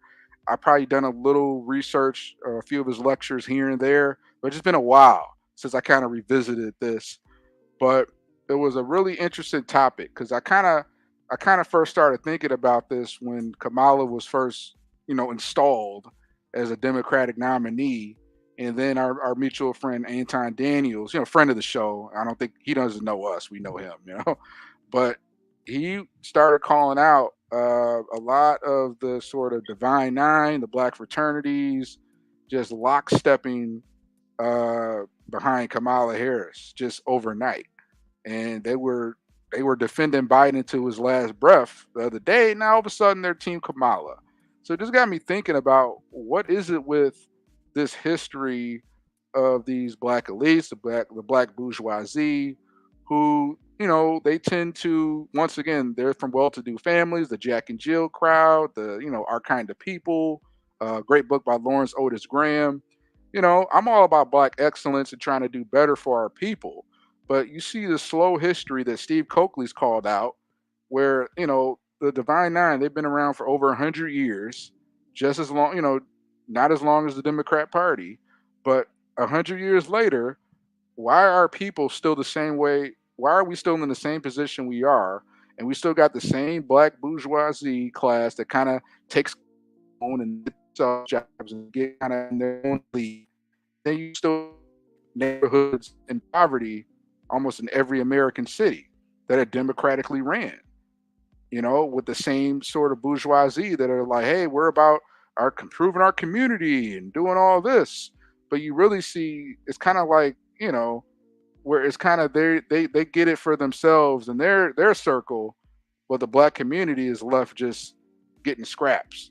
So I kind of wanted to, you know, we might have a little controversy. I know we got some Divine Nine mutual friends, but you know, I call it uncomfy truths because somebody has to say it. So we got to go there. And a lot of these people that call this out, people we've had on the show, and other people who are like, they were in these black fraternities, they were in Divine Nine, and they came out and for years have talked about this. So, Conspiracy Brother, I just want to kind of get your thoughts on, I guess, the legacy of Steve Coakley and how we're seeing what he warned us about 20, 30 years ago. How is that now playing out with this Kamala Harris phenomenon? And the black bourgeoisie is just telling us to get in line. Just to, you know. Well, yeah. I'm not familiar with him actually, and I saw you posted something from him earlier today, and I was going to check it out. But I mean, just on the topic of the information you provided, I mean, it's the same thing Du Bois talked about. You know, with the talented 10th, he had this idea that, you know, the most advantaged, educated black 10% of black people would be able to essentially free or enrich or improve the lives of the other 90%. And he eventually abandoned that idea because he realized that they were too self-serving and self-interested to make the sacrifices necessary for that to happen. I'm gonna send you some Steve Coakley videos right now, but yeah, okay. So yeah. But in that same vein, you see, you know, I'm talking to my dad about this, and I won't get too specific. But what you find is a lot of these people, I have to, you know, I'm not a member of any Divine Nine organization. So I want to preface that my perspective is completely as an outsider. But what you find with a lot of these people is that they're perfectly happy to be, or not to be, but they're perfectly happy to maintain opportunity, control, and power within their small group. Yep. They don't necessarily want for the opportunities to extend to the wider black community. They would like for things to be isolated completely within their hands. So that makes it easier for them to operate in the world. You can maintain, you know, so you look at even like on mainstream media, you have a lot of black faces, right? And how they try their best to construct the narrative of the black community and what we as regular everyday black people feel and think, right? Your Roland Martin, your Angela Raj, your Bakari Sellers, people who have no connection with on the ground black people outside of their own family, right? So your perspective is skewed because you don't know real black people. You don't know everyday black people. And in a lot of ways, it's a very similar situation. As long as they're taken care of, in general, I'm generalizing, but as long as they're taken care of, that is their priority. If we can make sure that our fraternity brothers and sorority sisters have decent jobs, have you know, prominence, and have visibility and opportunity, then we have done our jobs. And the rest of the community be damned. Mm. And so Yeah. you have an allegiance to something other than yourselves or the collective of us. And I can't disagree with that, and once again, this is the uncomfy truth. We're gonna rub some feathers, maybe rub some potential political or just mutual friend connects, but at the same time, I can't deny what you're saying. I mean, it's like, and I got relatives in my family who are Divine Nine. I'm not going to name the organizations, but definitely some prominent sororities, some prominent fraternities. So it's nothing new to me, one relative, particularly, immediate family close, that's in a very popular D9 sorority. So I say that to say, like, I would have more respect if they were to come out, and this is the whole thing because they're tied. The Boules, they're tied to the secret society. Basically, the Harvard Skull and Bones, like one of the original secret societies. They originally funded I think the first fraternity, the one that was like 1900 or whatever. The first black fraternity was funded by the Harvard Skull and Bones, or the Harvard or Yale one. So I would be cool if they came out and said, "Yeah, we're about our people getting what we got to do. We'll do a community fundraiser and look PR wise great, but it's really just for our immediate circle. We're not about holding the Democrat politicians and leaders accountable to really making the disruptive change to really transform our neighborhoods."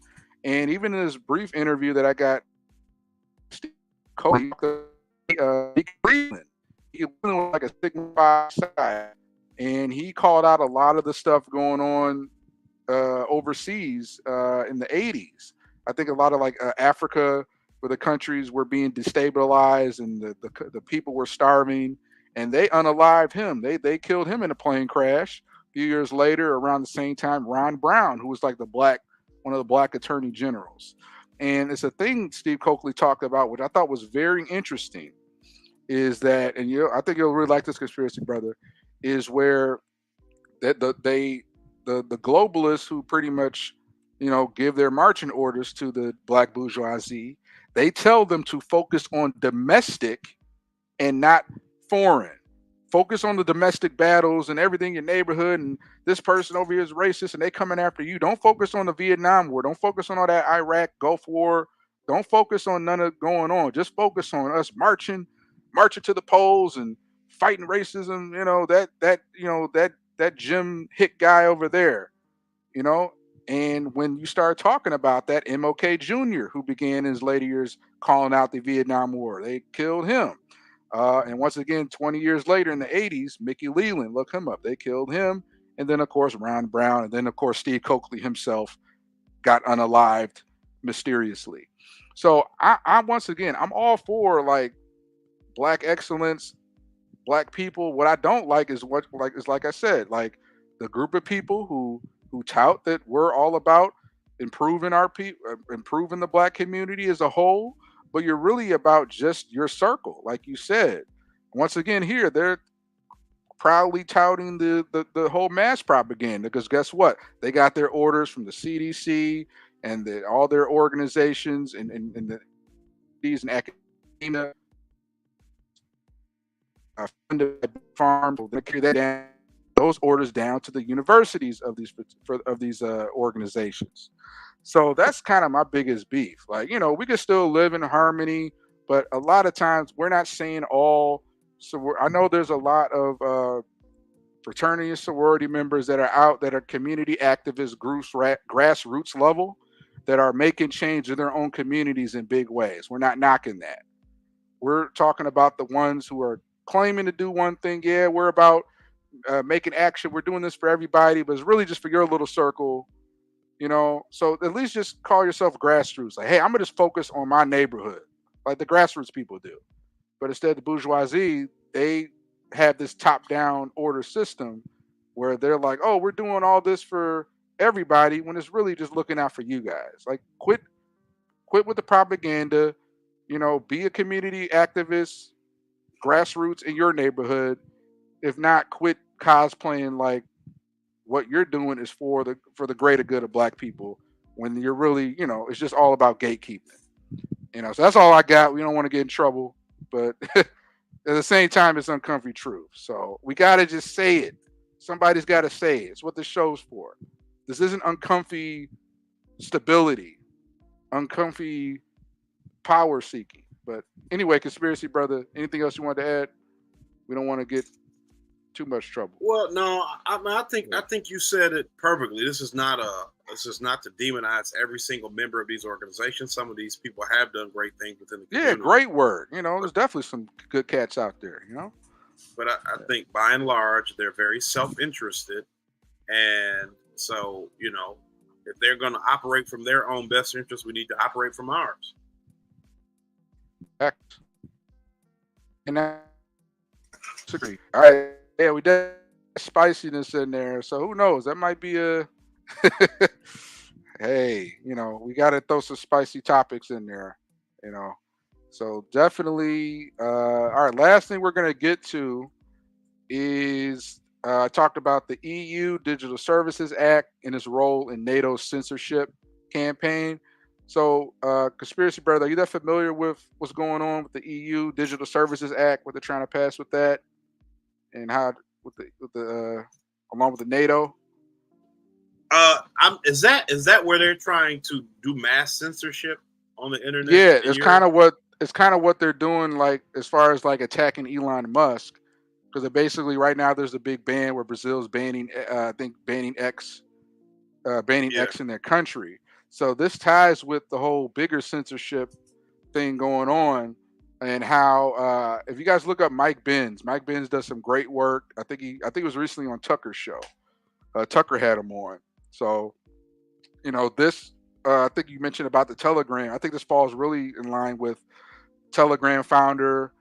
Obviously getting arrested in France. We can kind of touch on that, and then they're coming down really hard on Elon. And basically saying you're going to be out of the EU, and then X can get kicked out of like how many untold number of countries, any countries that are in the EU. And basically what Mike Benz talked about, if you guys look him up on Rumble, he's basically talking about how the EU Digital Services Act is pretty much the enforcement arm. The EU is the enforcement arm of NATO.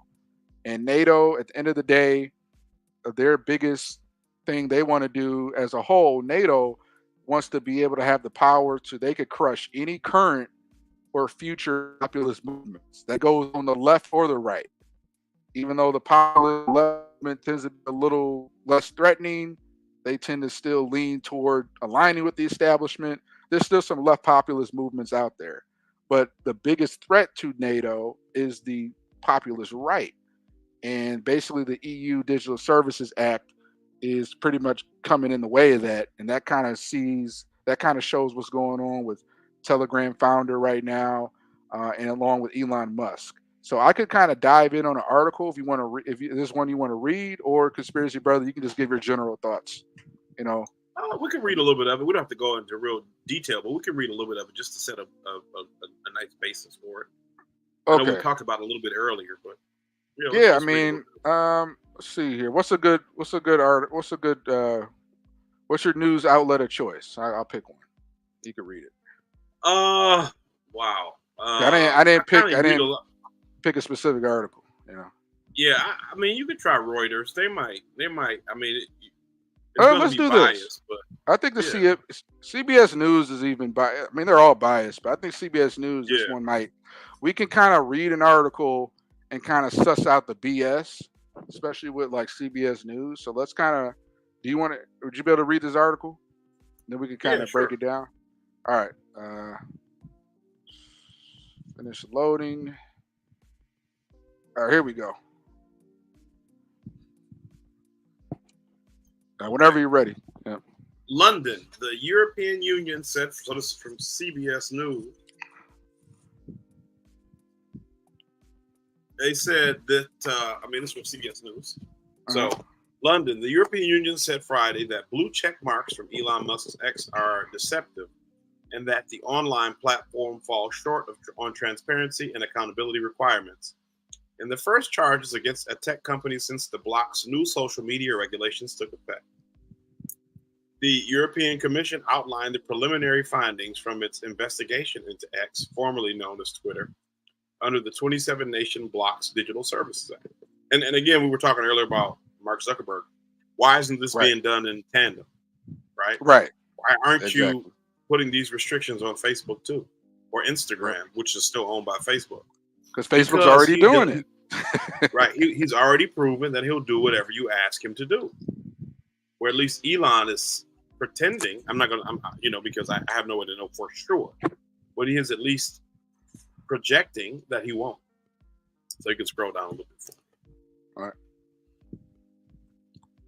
The rule book, also known as the DSA, Democratic Socialists of America, is a sweeping set of regulations that requires platforms to take more responsibility for protecting their European users and cleaning up harmful or illegal content and products on their sites under the threat of hefty fines.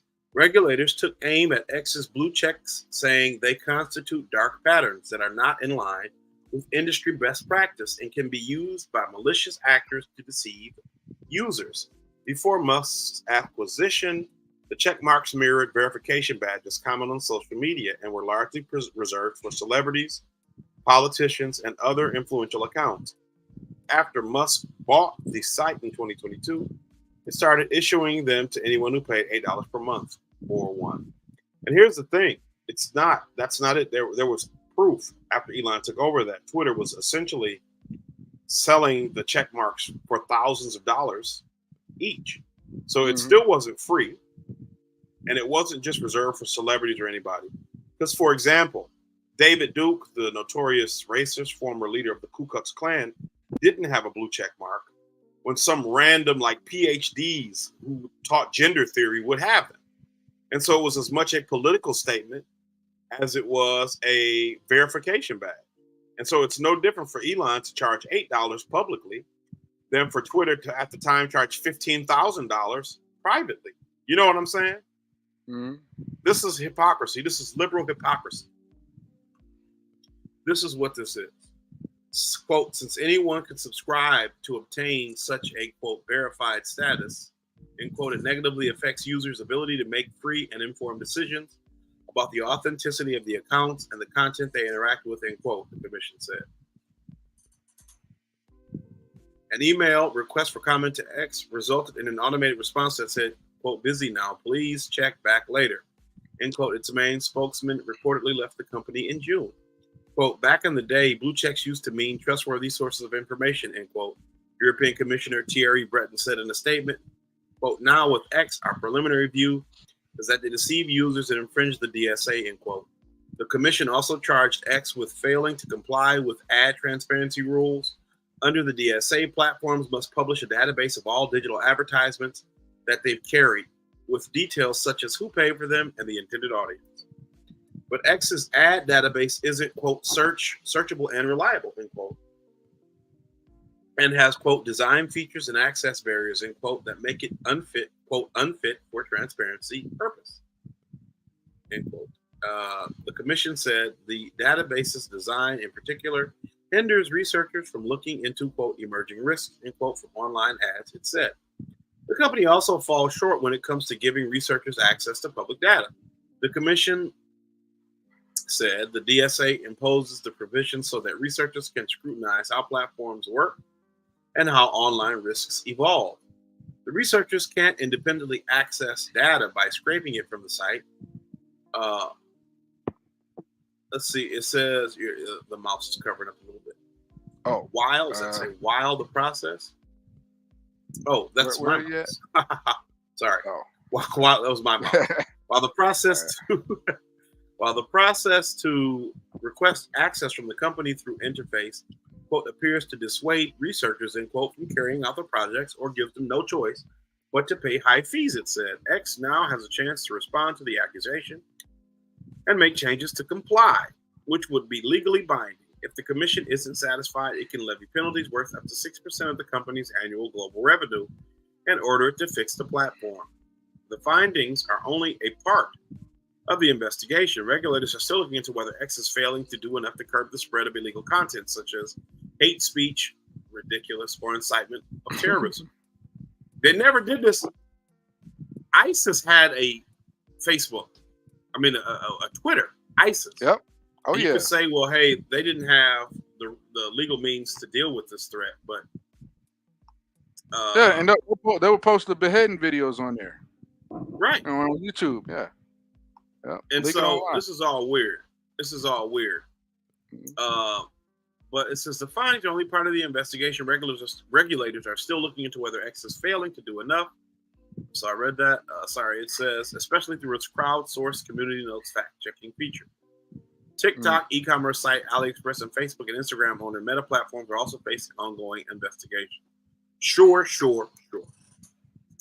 Again, this is all obviously an attempt to infringe upon the free speech rights of Elon Musk via Twitter, not via Twitter, but via the European Union from the Biden administration and the U.S. government. We saw how it's been admitted now that they blocked the Hunter Biden laptop story, and no punishments were levied out for that. A blatant violation of U.S. First Amendment rights, and it goes to show you that the European Union, while they may claim to be democracies and they may claim to have free speech rights and whatever, they aren't. They're draconian, authoritarian countries who don't, they may have, some of them may have written constitutions. I'm sure France does, but a lot of these places don't. And so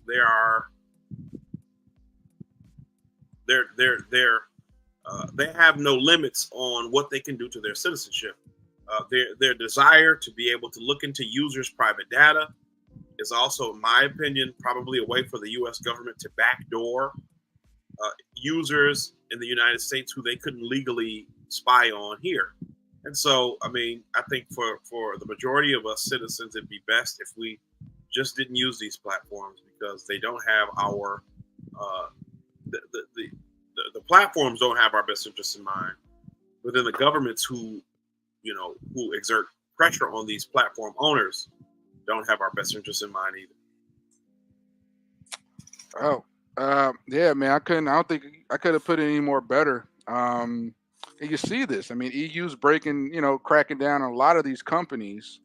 And I think a lot of people who are kind of more in the socialism, communism, it's like, yeah, this is good for, greedy corporations and, get back more to the workers. I'm all for pro-labor union. All words rights.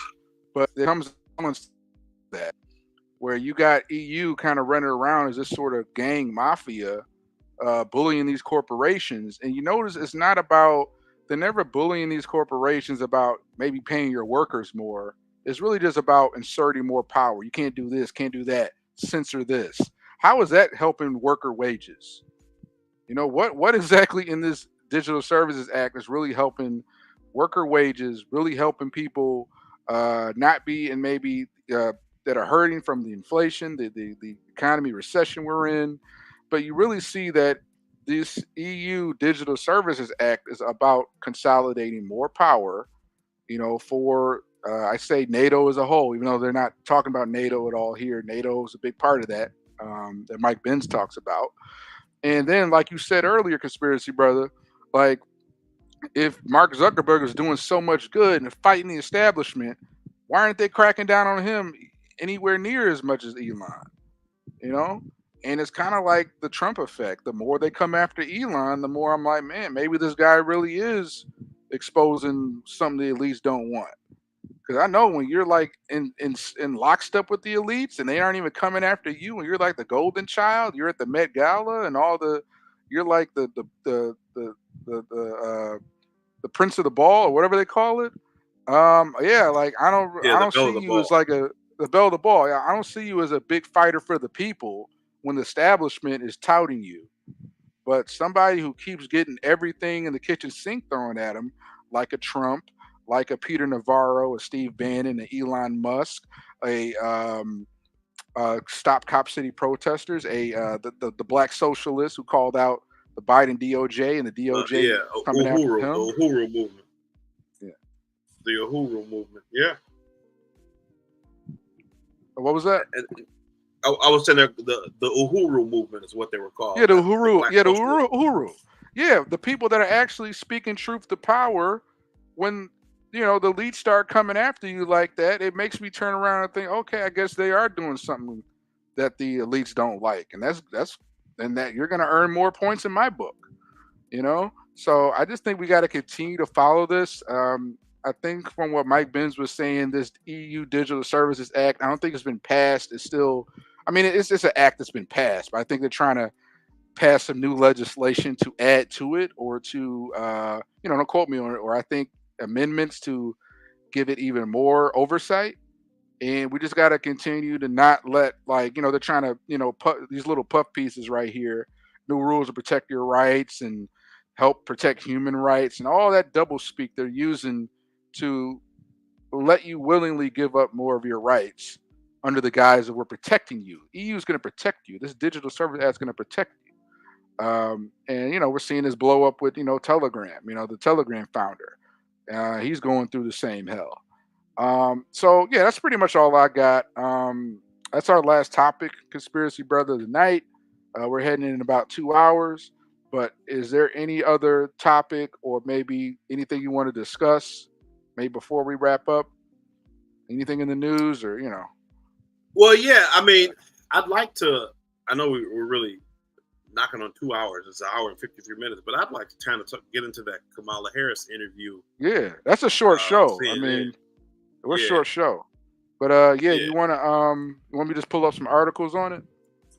Yeah, we can pull up articles, or if you want to just pull up clips from the video, we can kind of just talk about it a bit. I know that can make kind of a lot longer show, but it's interesting to me that they're trying to spin this as some win for her when she hasn't done an interview since she's been the nominee. Right. This is the first one, and then she didn't even do it solo, and it was pre-recorded, and so that means that she was walked through the whole interview. Right. They held her hand. They probably went over what they'd asked. They got Tim Walz sitting there as her babysitter. Right. And then Dana Bash, she was just really trying to help her answer questions. And it really just showed you how bad of a candidate Kamala Harris is, right? She doesn't have anything that would make somebody really want to vote for her or support her. All things being equal and everything fair. She can't really hold a conversation. She doesn't really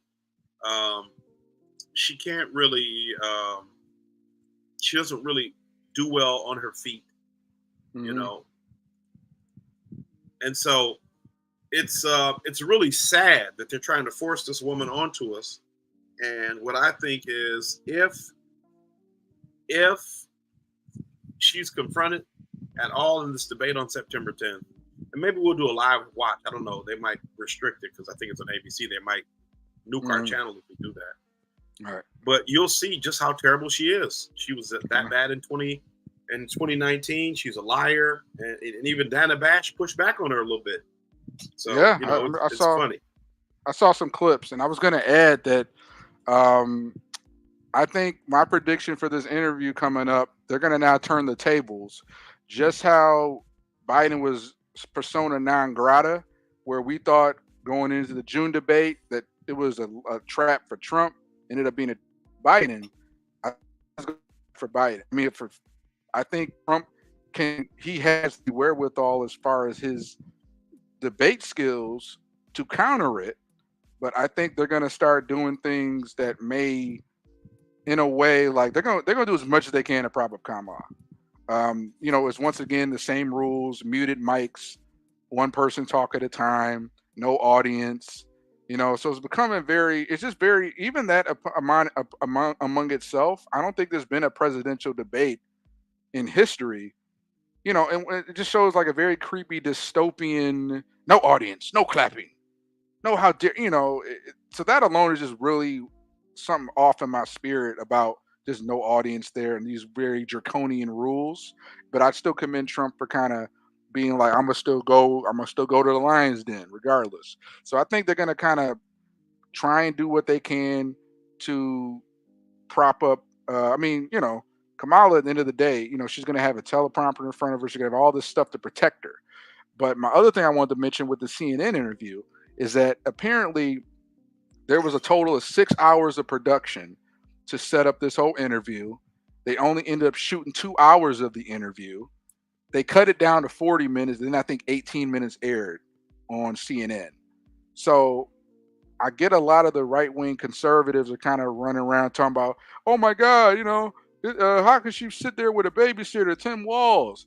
At the end of the day, if you look back at the last 4 or 5 presidents, they've all sat down, going all the way back to Bill Clinton and George Sr. They've all had a sit down interview. To be fair, I'll give Kamala some credit. They've all had a sit down interview with their VP, the presumptive VP pick.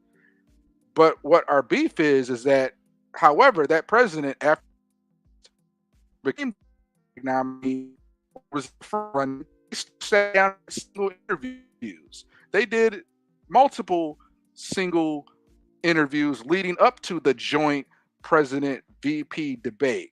So we're not knocking Kamala just for having a debate with her babysitter Walz, Tampon Tim, sitting next to her. What we're knocking her for is that you couldn't stand on your own and have any sort of interview, any sort of press leading up to that. So the first time we finally see you doing a sit down interview is with your VP pick.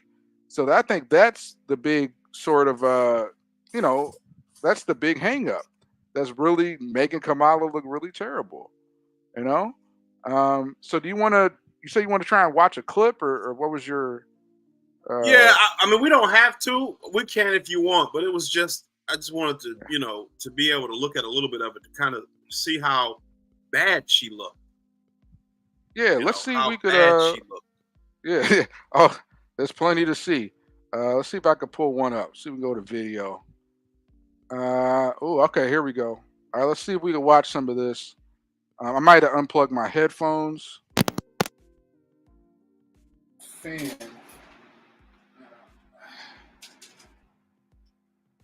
All right, let's pull this up. See how much we can. Let's do like a little. Since there's only 18 minutes anyway, 26 minutes. Yeah, let's see if we can do a live react.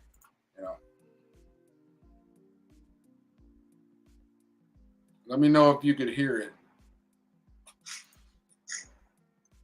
Here we go.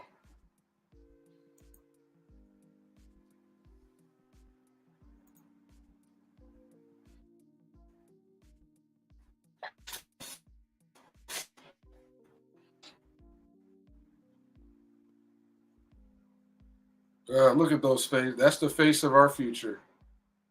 God help us.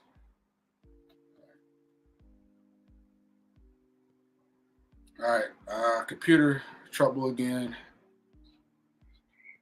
Get through this ad.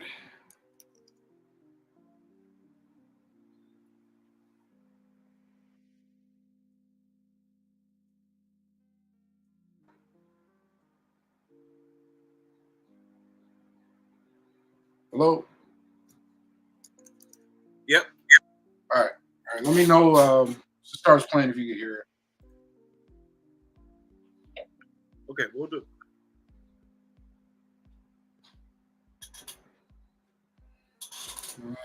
It's taking a minute to load.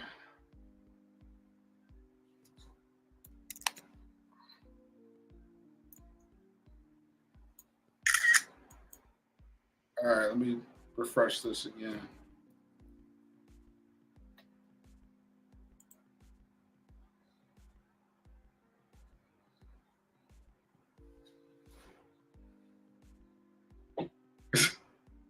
Is that low key a little creepy? You got the buffer wheel right above her nose. Yeah. Little Hitler mustache vibe. Doesn't she just look tired? She like, I don't want to be. Like you said, it's like Walz is her handler, and she looks tired. You could look at Tim Walz and like look at his mouth, and you could tell like his mouth looks like his accent. His mouth looks exactly like how he, like a lizard person. He looks like a lizard person.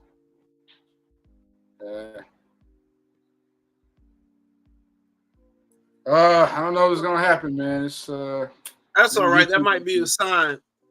That might be a sign that we don't need to be looking. You sure? I mean, let me just or we can kind of, want to save it for next show, or I mean, it might be a while though. Yeah, we could do it for next show. I mean, it's still relevant in the news. We might need to start doing shorts and stuff too. I know the shorts are really popular for people. Let's check this out, because I mean, it might be the first Trump Kamala debate by the next time our next show is. So let's try and this will be old news by the next show. Let's see if this CNN website probably crashing. Hi, I was just here with my kids, and can you hear the audio on that? Yep, I heard that. Okay, cool. All right, here we go. Madam Vice President, Governor Walz, thank you so much for sitting down with me and bringing the bus. Bus tour is well underway here in Georgia. You have less time. Look at how she's like a sycophant than any candidate in modern American history. They call that Trump derangement syndrome. The voters are really eager to hear what your plans are. If you are elected, what would you do on day one in the White House? Well, there are a number of things. I will tell you, first and foremost, one of my highest priorities is to do. Oh, they didn't censor the comments. To support and we gotta look at the comments first. Okay. Yeah, that tells it all. Let's go. middle class. One, aspirations, the goals, the ambitions of the American people. I think that people are ready for a new way forward. Nothing burger. In a way that generations of Americans have been fueled by hope and by optimism. Nothing. Vapid. Nothing. Platitude. We have had in the former president someone who is really word salad Kamala. Look at just trying to think of something that is about right. Like pause it right quick. I have said this before. I've said this, and I will say this again. It's almost like when she talks. You know how when you are a kid and you have to do like a report or something, or essay question on the test. You don't really have a good answer, so you just repeat over and over again, like the same words without saying anything. That's what she sounds like. She sounds like she's doing like she's got a pop quiz and she didn't know. And she also had to look like that. Not only that conspiracy, but she also had to look like when you go over your great auntie's house, your grandma's house, and you accidentally like knock over that vase, or you sit on that couch without the plastic, or you do something to your grandma's living room, and then she comes home and confronts you, and she knows it was you, but she goes to you like, "Hey, Kamala, do you know what happened to my vase?" And you 8 years old trying to make up a story, but your grandma knows it was you. Like she's just trying to like, well, I was that's the face she gave it right now. That's the face. Yeah. Like I know I agree. Was wrong. Your grandma you trying to blame away at it. All right, let's go. All right. Really dividing our nation, and I think people are ready to turn the page on that. So what would you do day one? Day one, it's going to be about implementing my plan for what I call an opportunity economy. I've already laid out a number of proposals in that regard, which include what we're going to do to bring. What's an opportunity economy? What? Okay, let's keep going. The cost of everyday goods. It means nothing. To invest in America's. Let's just talk as the video goes. We'll never get through it. Families, for example, extending the child tax credit to $6,000 for families for the first year of their child's life, to help them buy a car seat, to help them buy baby clothes, a crib. There's the work that we're going to do that is about investing in the American family around affordable housing, a big issue in our country right now. So there are a number of things on day one. What about you? Well, I'm excited about this agenda too. As I said, the idea of inspiring America to what can be. About I think many of these things that the vice president's proposing are tax credits, one we know that reduces childhood poverty by a third. We did it in Minnesota to have a federal partner in this. Unbelievable, I think, in the impact that we can make. You talked about, you call it the opportunity economy.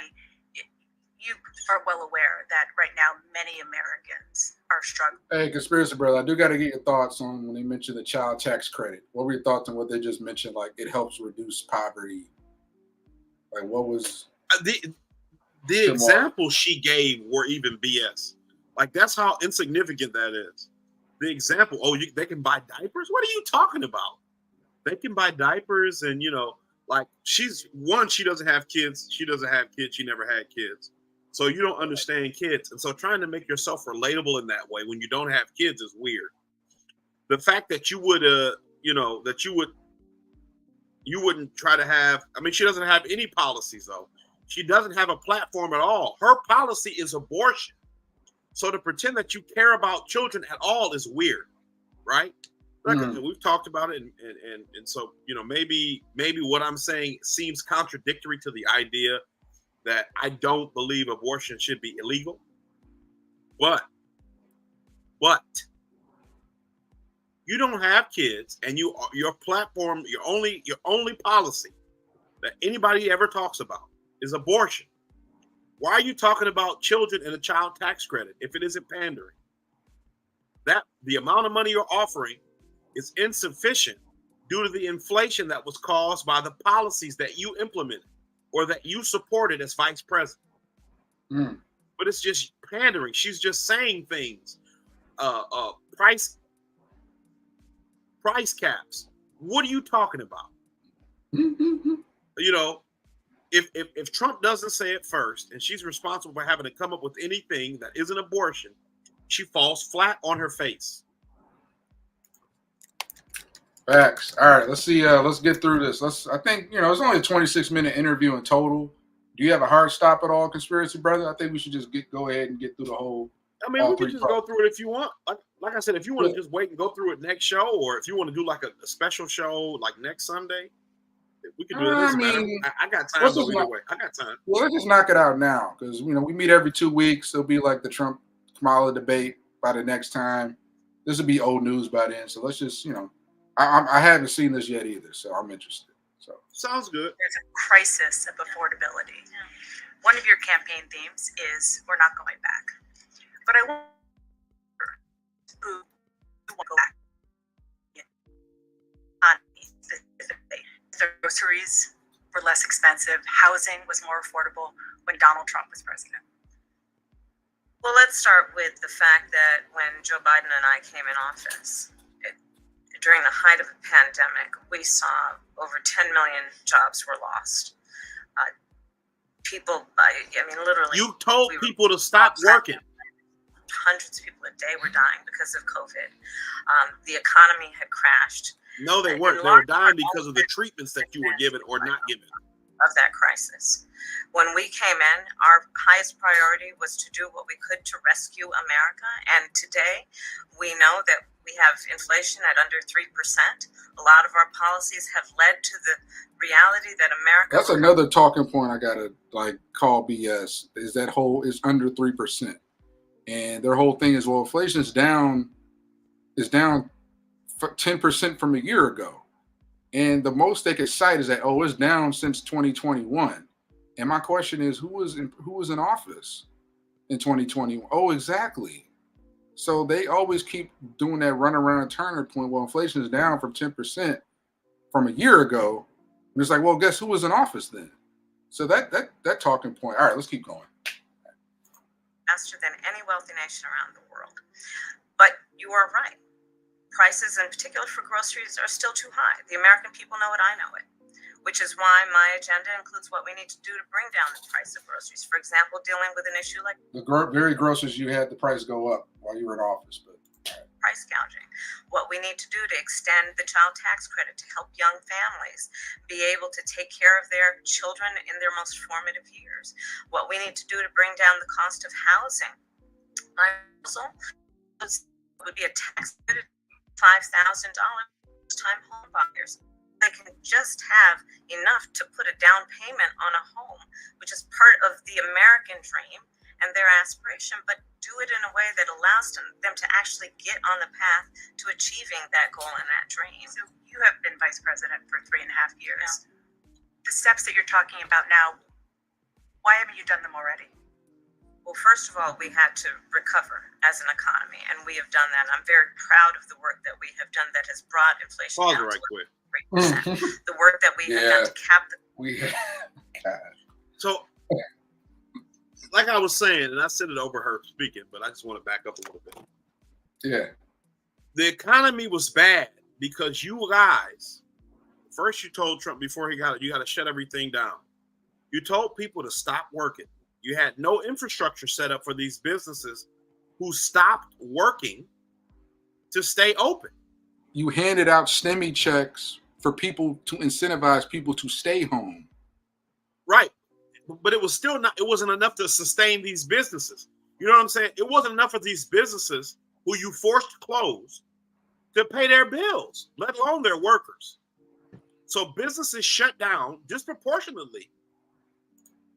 Black businesses shut down, right? Like 70 or 80% of black businesses closed. If it ain't higher, I gotta look. But it's a stupid number of black businesses shut down permanently. But businesses, a lot of businesses in general, closed down permanently because you forced them closed. You didn't offer them any financial relief. So they still had to pay rents or whatever they owed on these businesses, even though they weren't making money, because you forced them closed. Their workers were forced, laid off, or fired as a result of your orders to stay home. And then you want to say you inherited a bad economy. This is what you wanted. You wanted this so you could make Trump look bad. And like Dana Bash said, what has stopped you from implementing this policy for the last 3.5 years? That you would have us believe that you could somehow magically do it now. You know what I'm saying?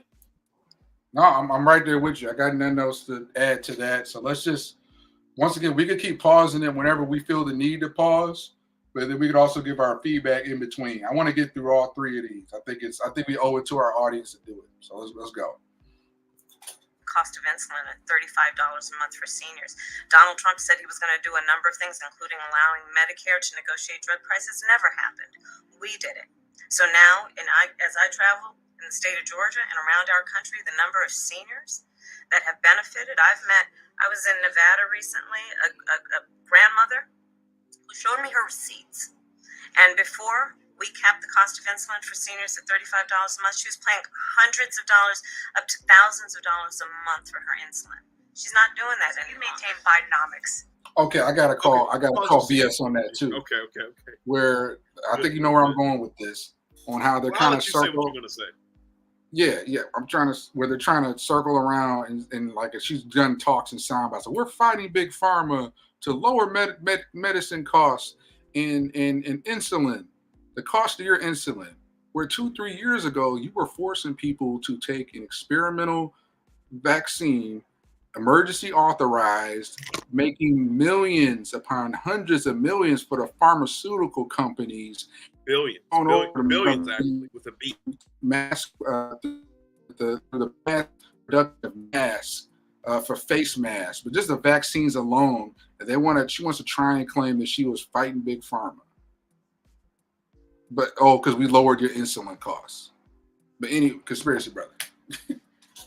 Well, so the thing for me, like really the same thing you're saying, you force people to take a vaccine that you provided to them for free. You force people to take a vaccine that you provided for free, and by free I mean at the taxpayer's expense.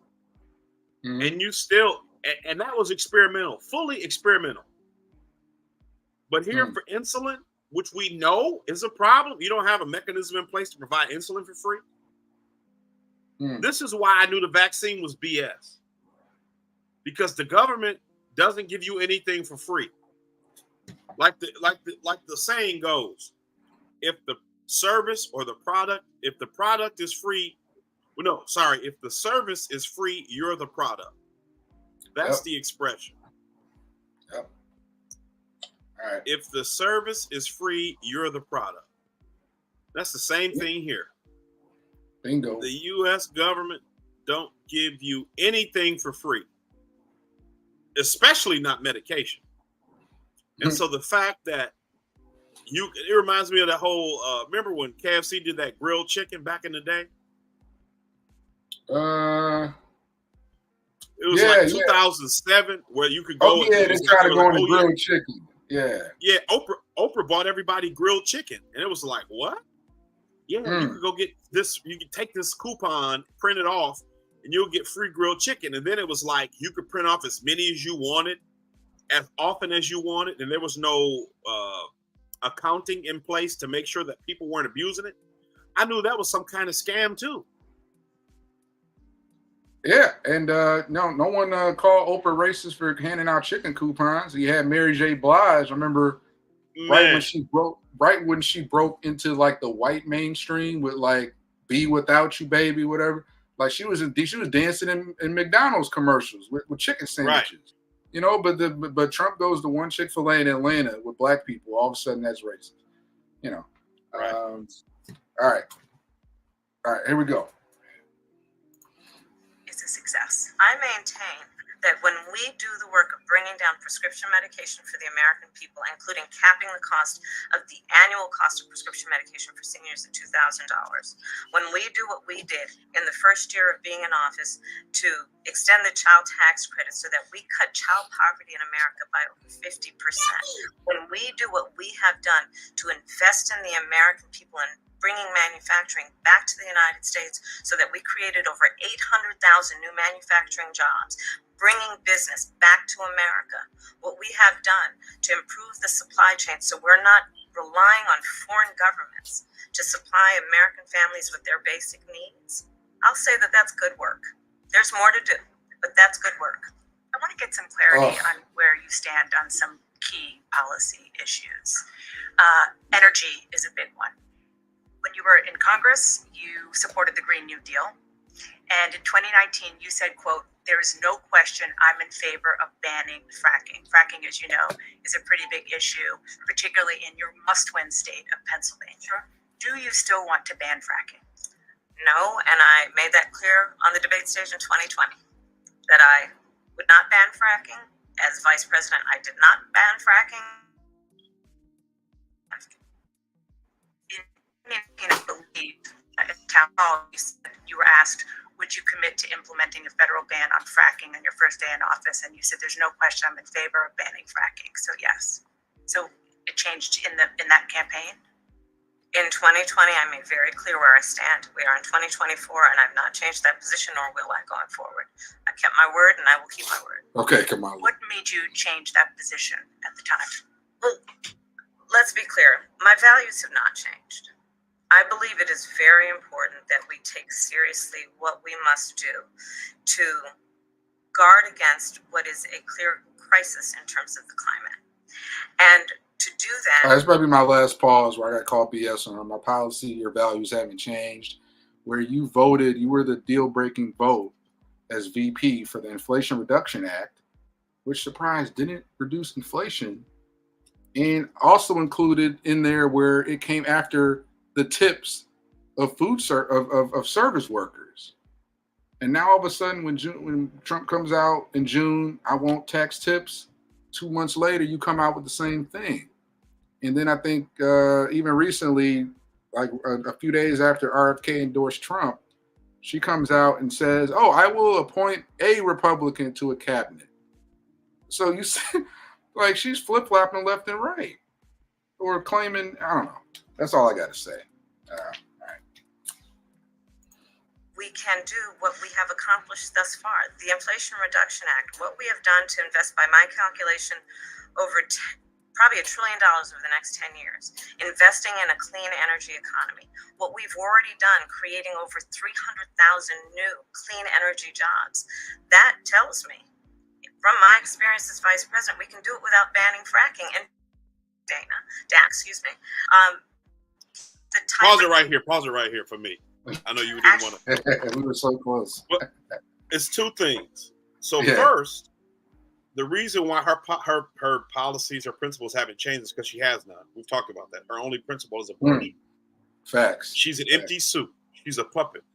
She's, there's the same hand up her butt as was up Joe Biden's butt. Second part, she just called Dana, right? Dana Bash, Dana. And that's not the first time is that racism? Because people call her Kamala instead of what she'd rather them call her. I see what you did there. Right? Yeah. That's why all this is silly. My name has been mispronounced, and it's not even a tricky name. Like my name. Very basic, very easy to read. Mm-hmm. Whenever I say my name to people, they never hear it properly. Mm. Ever. Mm. But I don't get upset about it. I correct them, and then if depending on who they are or whatever, it's not that big a deal. It isn't racism. My name is very basic. You know my name.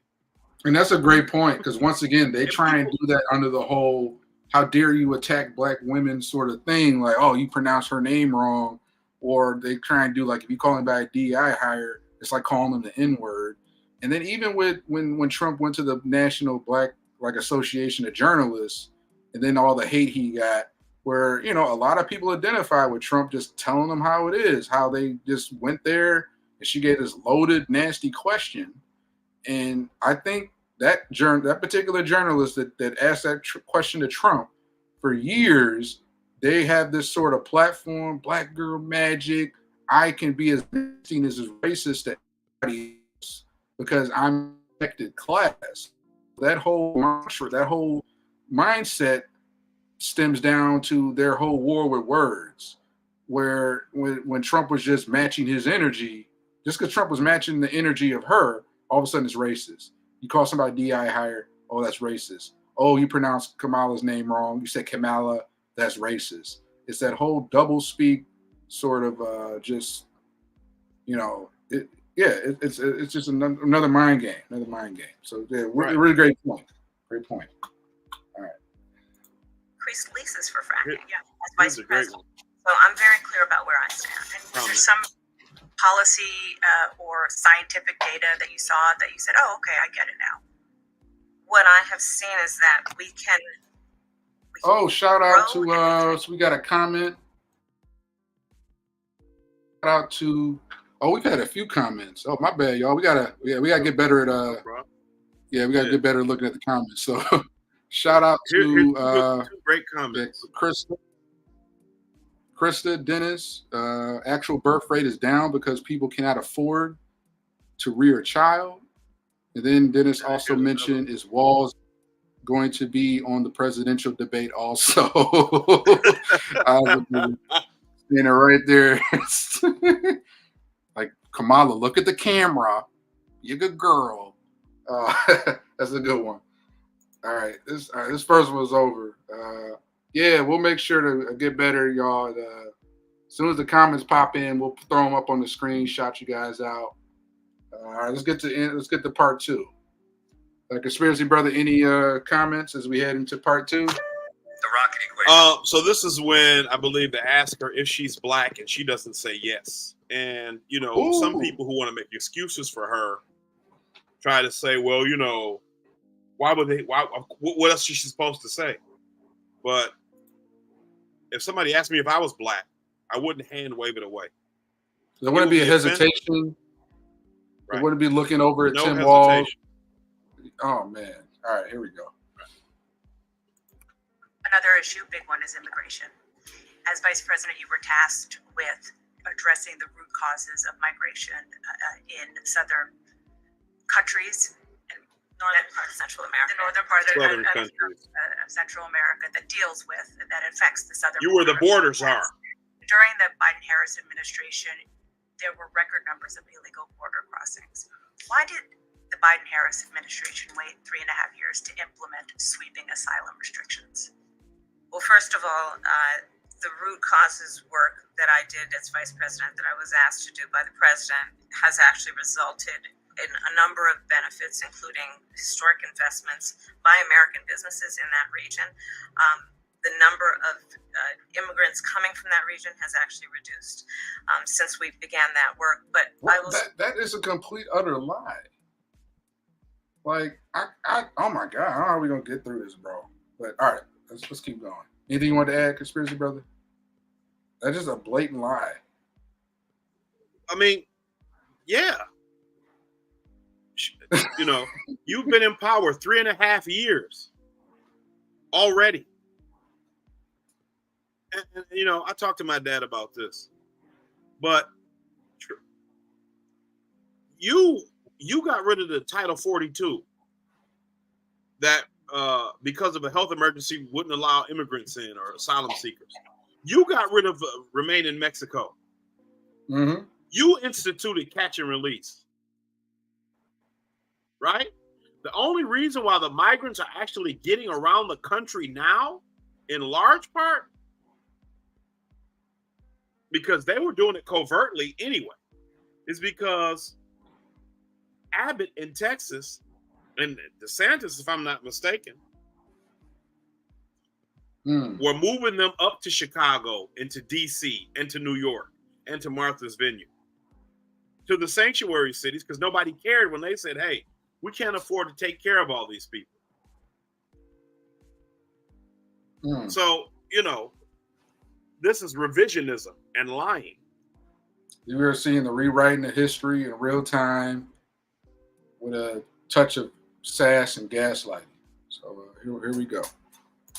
This, that Joe Biden and I and our administration worked with members of the United States Congress on an immigration issue that is very significant to the American people and to our security, which is the border.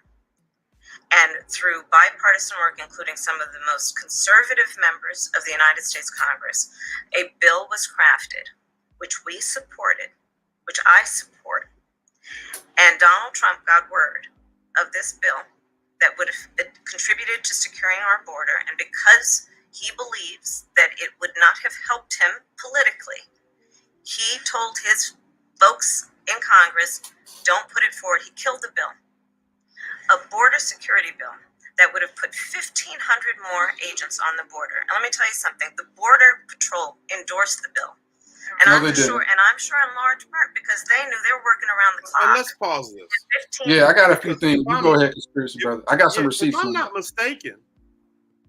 mistaken, didn't they have allowances in that border bill for a certain amount of immigrants daily? What was that? Right? Wasn't there a certain allowance for immigrants per day or per month? Yeah. It was basically the bill. Not only did it have a dingleberry, which would have sent like 50 million or whatever more to Ukraine. That was like a non-negotiable. Like this 100 million goes to Ukraine, but it basically would have codified illegal immigration. Would have said that it would allow up to 5,000 illegals to cross the border per day, which would undermine the entire reason of it. And the border bill would fast track the asylum process and basically allow any illegal to just say, hey, I'm afraid to go back to Mexico. And then it would also codify catch and release, where they would give a 180-day hold. I'm kind of reading this from my notes here, but there's no facility for them to be held at, so they could just stay in the country. And so it was a bad deal. Like Trump's art of the deal. Like Republicans knew it was a bad deal 3.5 years later. Yeah, here's this little scraps for the border, but you got to give us 100 million for Ukraine. And, you know, you're going to just pretty much let us get away with just codifying like illegal crossings. So that's kind of what you were alluding to. Yeah, this is. Yeah.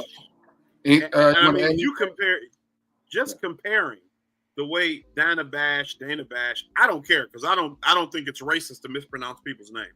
I'm gonna call it D-Bash. I could give a shit less. Yeah. But when you look at the way that she basically grilled J.D. Vance, which I'm perfectly fine with. I'm perfectly fine grilling somebody. You want to be the president, you want to be the vice president, grill them.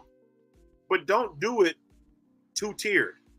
don't try to walk somebody through their policy on one hand and then try to act like you got to be the judge, jury, and executioner for another. Yeah, you got to be like NYPD. This is why people don't listen to CNN. Yeah, so basically she's giving trust CNN. She's giving Kamala the little like hold your hand, you know, Barney and Friends sort of treatment, and then you go over to JD Vance, and it's like he's in like a episode of NYPD Blue, Law and Order, just getting grilled in the interrogation room, and people can notice that. They see the bias. But yeah, all right. Right. 100 more agents would help them. That bill would have allowed us to increase seizures of fentanyl. Ask any community in America that has been devastated by fentanyl what passing that bill would have done to address their concern and a pain that they've experienced. So you would push that legislation again. I just want to ask about push it.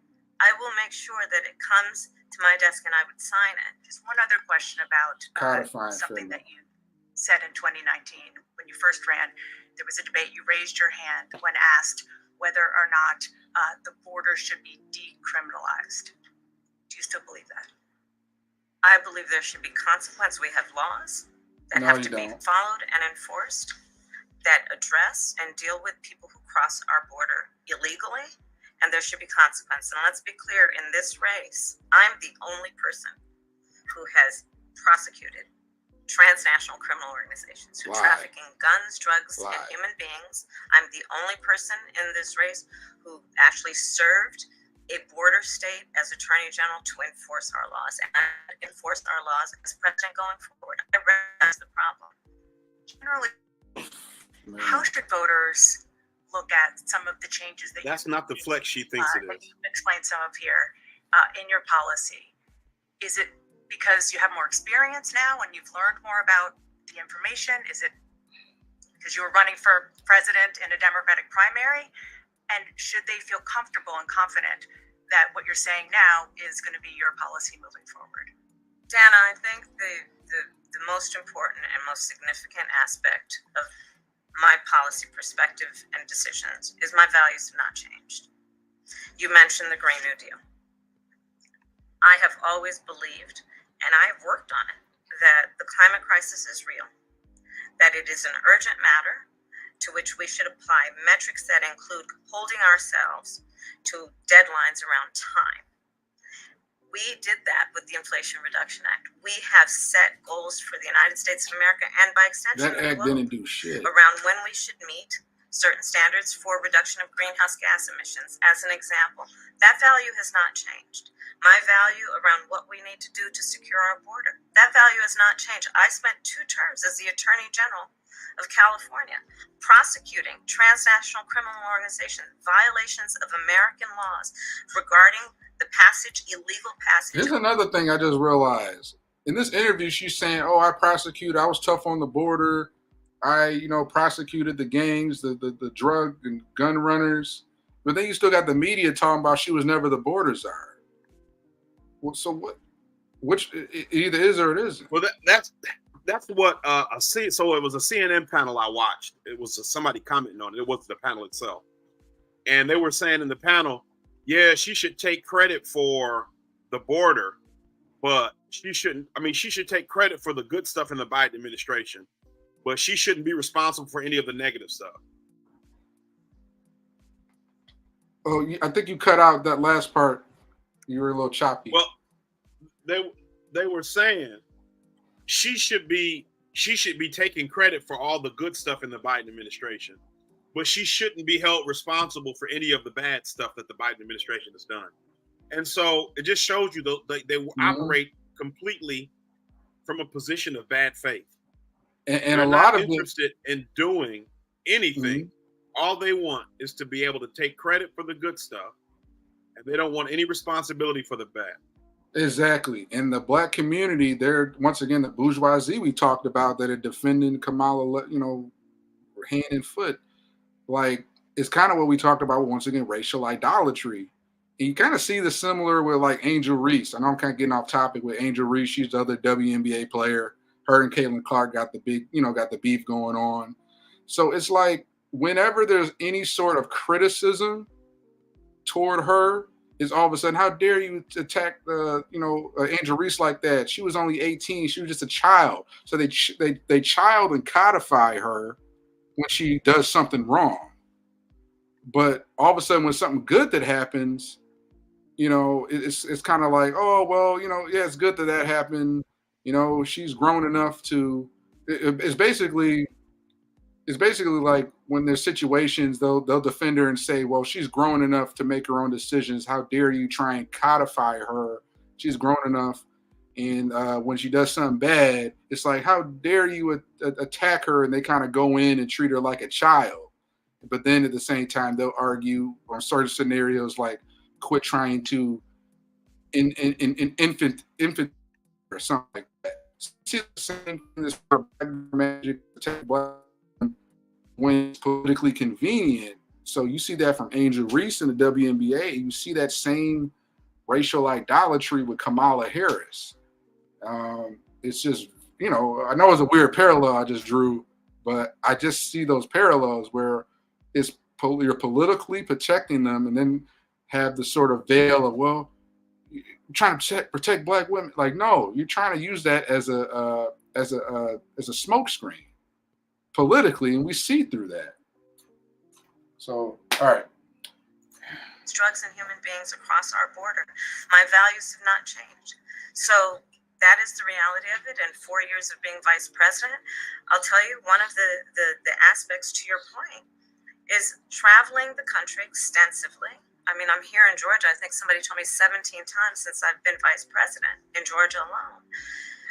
I believe it is important to build consensus. And it is important to find a common place of understanding of where we can actually solve problems. On that note, you had a lot of Republican speakers at the convention. Will you appoint a Republican to your cabinet? Yes, I would. Anyone Yes, in I mind? would. Oh, I feel so much better. In particular in mind, we got 68 days to go with this election, so I'm not putting the cart. I feel so much better. I would. I think it's really important. I have spent my career inviting. I bet money on Liz Cheney. Diversity of opinion. I think it's important. Well, yeah, and that's the problem. When some of the Everybody, like we talked about RFK earlier, everybody who is happy that she is getting a Republican, what are you saying? Because the quality of people that she's going to get is not going to be anybody who I would want, nobody that I would respect.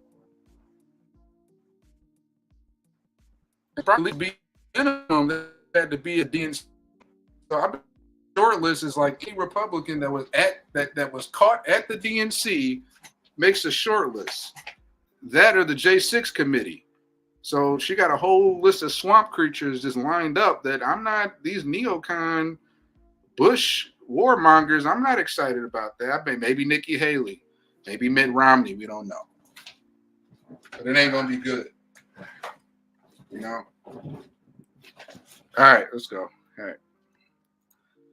That have different views, different experiences. And I think it would be to the benefit of the American public to have a member of my cabinet who was a Republican. My God. Oh, what happened? Did it clip in?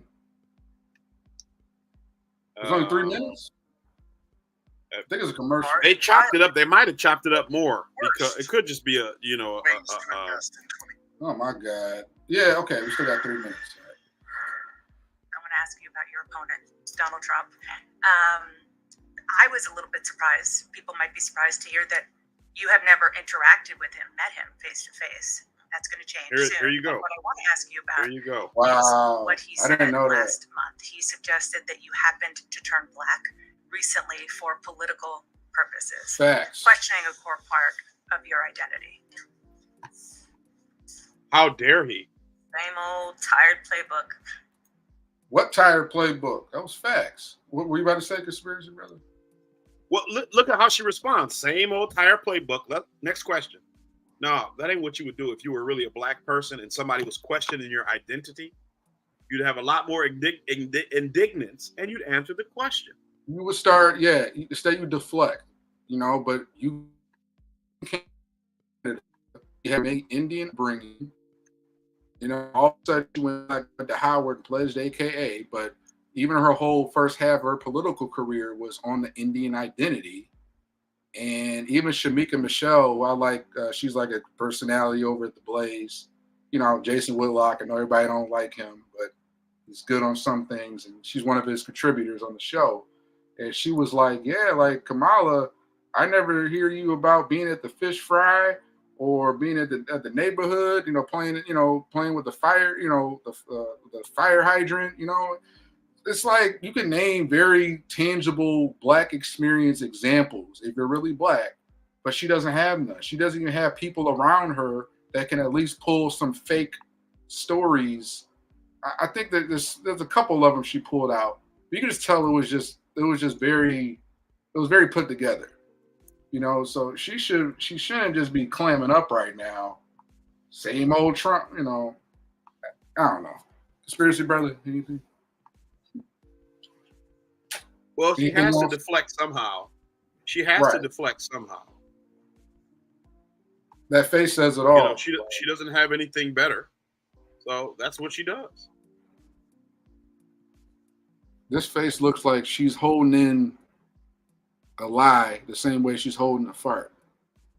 Like holding in a lie and a fart is like that same face you make. Okay. She's definitely wearing it. She's definitely wearing it. Terrible, right. And once again, guys, I know we're doing a little Kamala bashing right now. End of the day, we're not going to cross the line and call her any derogative term or, you know, there's a protect Black women out there. She's not Black, but the same as we do a Dick Cheney, a George Bush, Nikki Haley, because she's part of the same uniparty. So whatever skin color she is, she's not prone to criticism. She's not immune to criticism, so we won't give it to her. All right? All right, here we go. Next question, please. That's it? That's it. Okay. Wow, that's it. That's it. Let's talk about some foreign policy issues that would be on your plate if you become commander-in-chief. President Biden has tried unsuccessfully to end the war between Israel and Hamas in Gaza. He's been doing it for months and months, along with you. Would you do anything differently? For example, would you withhold some U.S. weapons shipments to Israel? That's what a lot of people on the progressive left want you to do. Let me be very clear. I'm unequivocal and unwavering in my commitment to Israel's defense and its ability to defend itself. And that's not going to change. But let's take a step back. October 7th, 1,200 people were massacred. Many young people who were simply attending a music festival. Women were horribly raped. As I said then, I say today, Israel has a right to defend itself. We would. And how it does so matters. Far too many innocent Palestinians have been killed. And we have got to get a deal done. We were in Doha. We have to get a deal done. This war must end. And we must get a deal that is about getting the hostages out. I've met with the families of the American hostages. Let's get the hostages out. Let's get it done. So, I have to get a deal done. Dana, we have to get a deal done. When you look at the significance of this to the families, to the people who are living in that region. That's what I'm saying. A deal is not only the right thing to do to end this war, but will unlock so much of what must happen next. I remain committed, because she's a racist, since I've been on October 8th, to what we must do to work toward a two-state solution, where Israel is secure, and in equal measure, the Palestinians have security and self-determination and dignity. When I told Trump about Okay. All right, here we go. Part 3. By the way, Dana Bash just looks like she got no sleep the night before. She was up all night rewriting Kamala questions. Like the Kamala camp just kept bringing back, like, no, cut this out. Like, change this question. Like, she was up all night, like, revising questions. And they whittled those questions down from 50 questions to 18. And she had to change the verbiage on all of them. That's what Dana Bash looks like. Sorry I had to get that out. She just looked like she didn't get no sleep. I hope she gets some sleep. Maybe she's getting her, maybe she hasn't been getting her adrenochrome. Yeah, she didn't get her adrenochrome in for the day. You know, it's like she likes it. I heard she likes it in her smoothie. You know. How you described your service in the National Guard. You said that you carried weapons in war, but you have never deployed actually in a war zone. A campaign official said that you misspoke. Did you? Well, first of all, I'm incredibly proud to have done 24 years of wearing the uniform of this country, including the classroom, whether it's Congress or the governor. I speak myself, but I think people are coming to get to know me. I speak like they do. I speak candidly. I wear my emotions on my sleeves, and I speak especially passionately about our children being shot in schools and around guns. So, do you speak passionately about our sons being turned into girls and our daughters being turned into boys? No, I don't think so. Been out there for over 40 years. To speak for itself. He didn't even answer the question. He even say, "No, I didn't." How do you misspeak 20 times? There's like clips of him going around where he introduced himself as like Sergeant Major General, whatever the title was that he wasn't. You can't misspeak 20-something times. But yeah, let's lay in the walls real quick. What are you about to say, Conspiracy Brother? Well, he said, concerned with the, I can't remember exactly what he said, but he was insinuating he concerned with the safety of our children from gun violence. But what I said is he concerned with our sons becoming our daughters and our daughters becoming our sons? You see what I'm saying? All right. He's fine to mutilate and destroy children however he sees fit. But, he's got he wants us to believe that he's got some kind of moral limit. And this is the problem with these people. We can all agree that gun violence is terrible and nobody's asking for it. But the idea that you're in a position of moral authority when your actions directly involve destroying children in a way that, Second Amendment supporters don't. Just because you support the Second Amendment, a constitutional right laid out at the founding of this nation, does not mean that you are and somehow contributing to school shootings. Yeah, and I'm gonna get some quick little fun fact for Tim Walz here. This is some research, so you guys can fact check me on this. And guess what? Research doesn't count as the first 10 results of Google search. You got to go deeper than that. He's made shield for the Chinese Communist Party. He's visited China over 20 times. Even his first time he went there, he came back and just gave his glowing reviews. And there's been a lot of ties to him in China. He voted to classify pedophilia as a sexual attraction. Look it up. He had the clause taken out where sexual attraction does not include or includes minor attract or whatever it is. Yeah, there's a whole lot. I'm getting, stolen valor. I'll save that for later. But yeah, all right, let's get back into it. And the idea that you said that you were in war.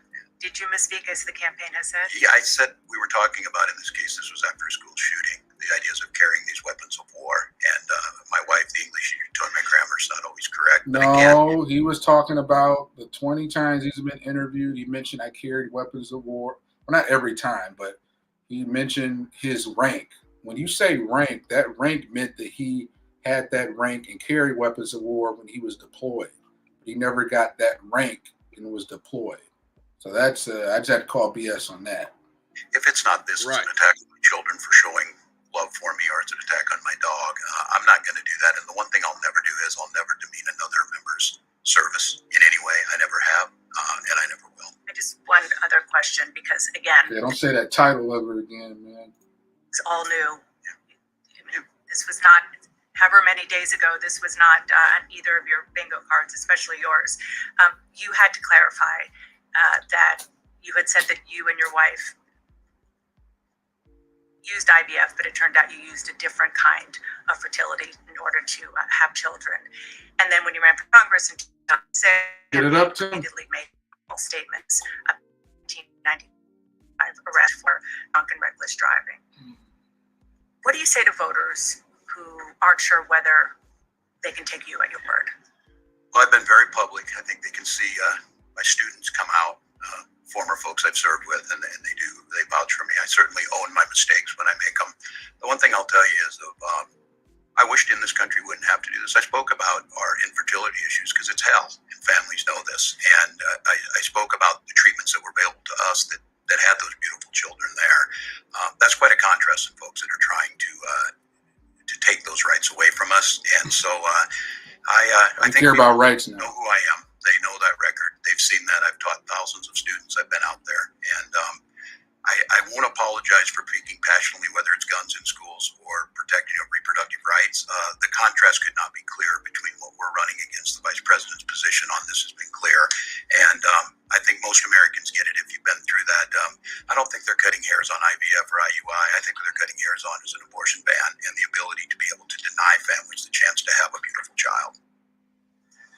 Vice President Harris, you were a very staunch defender of President Biden's capacity to serve another 4 years. Right after the debate, you insisted that President Biden is extraordinarily strong. Given where we are now, do you have any regrets about what you told the American people?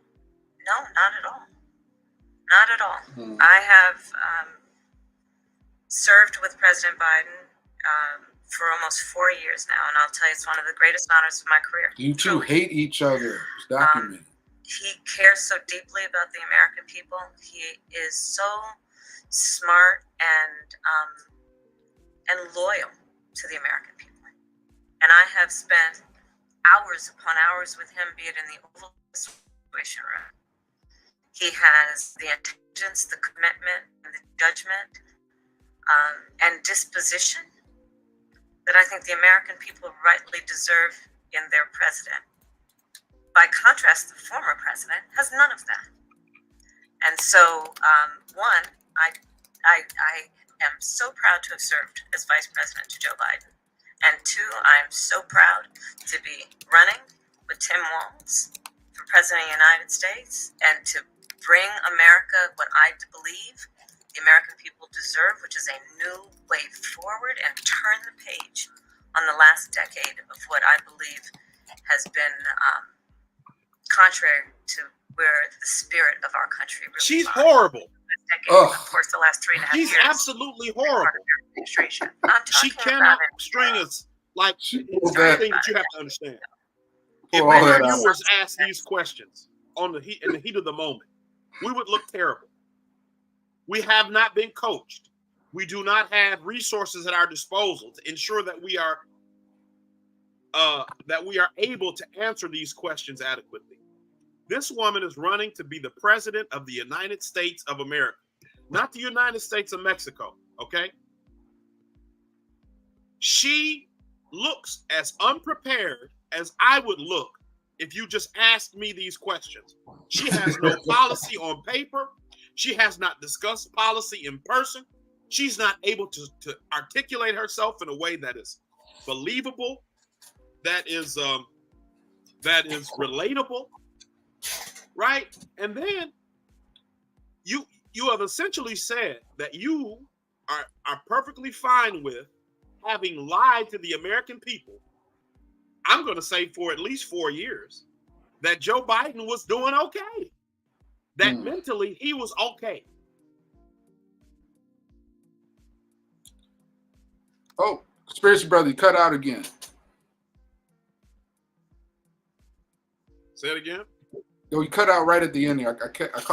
I missed what you said right there at the end. I was just saying that, Biden, in my opinion, has been messed up the whole time he ran, even back in 2019. But you're telling us that you're fine with the idea that you misled the American people, at least for the last 4 years. Yeah, we all saw it. All of a sudden, people saw it after a June 2024 debate where people were calling this fall 2020. So now you want to say, oh, I'm just so proud. Didn't even address how you, I don't know. Let's just get through this thing before I throw a hammer through a wall. Here we go. warped I believe it to be. That the measure of the strength of a leader is based on who you beat down, instead of where I believe most Americans are, which is to believe that the true measure of the strength of a leader is based on who you lift up. That's what's at stake as much as any other detail that we could discuss in this election.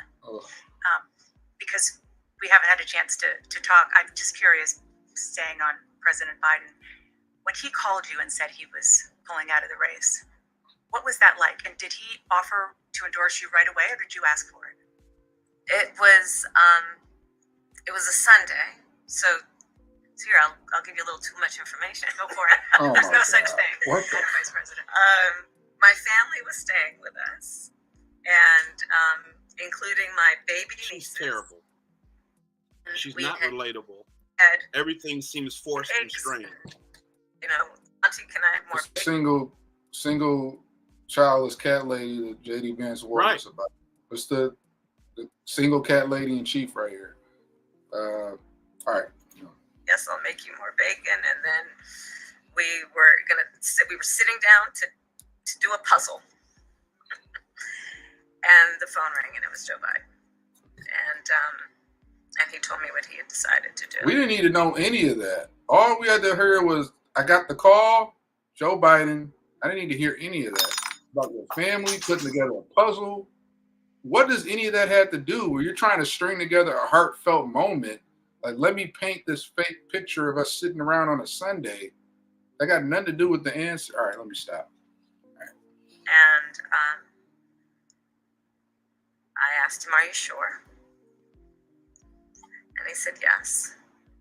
And Pause this. Right when you said that, the ad popped up. They forced Biden out of the race. Hey. They absolutely forced Biden out of the race. And they want to act like, oh, yeah, I called him and, get out of here. This man was running for president. I believe wholeheartedly Kamala didn't know that. And when Biden called up Kamala, Biden was held at gunpoint by Hillary Clinton. Hillary Clinton was right behind him with like a 45 when he called Kamala. That's the only way I can believe that story. Like, don't kill me, Hillary was lurking. All right. And that's how I learned about it. Yeah, right. What about the endorsement? Did you ask for it? He was very clear that he was going to support. So he called you. He said, "I'm pulling out of the race and I'm going to support you." Well, my first thought was not about me, to be honest with you. You didn't have a choice. My first thought was about him, to be honest. I think history is going to show a number of things about Joe Biden's presidency. I think history is going to show that in so many ways it was transformative, be it on for all the we wrong have reasons. accomplished around finally investing in America's infrastructure, investing in new economies, in new industries, what we have done to bring our allies back together and have confidence in who we are as America and grow that alliance, what we have done to stand true to our principles, including one of the most important international rules and norms, which is the importance of sovereignty and territorial integrity.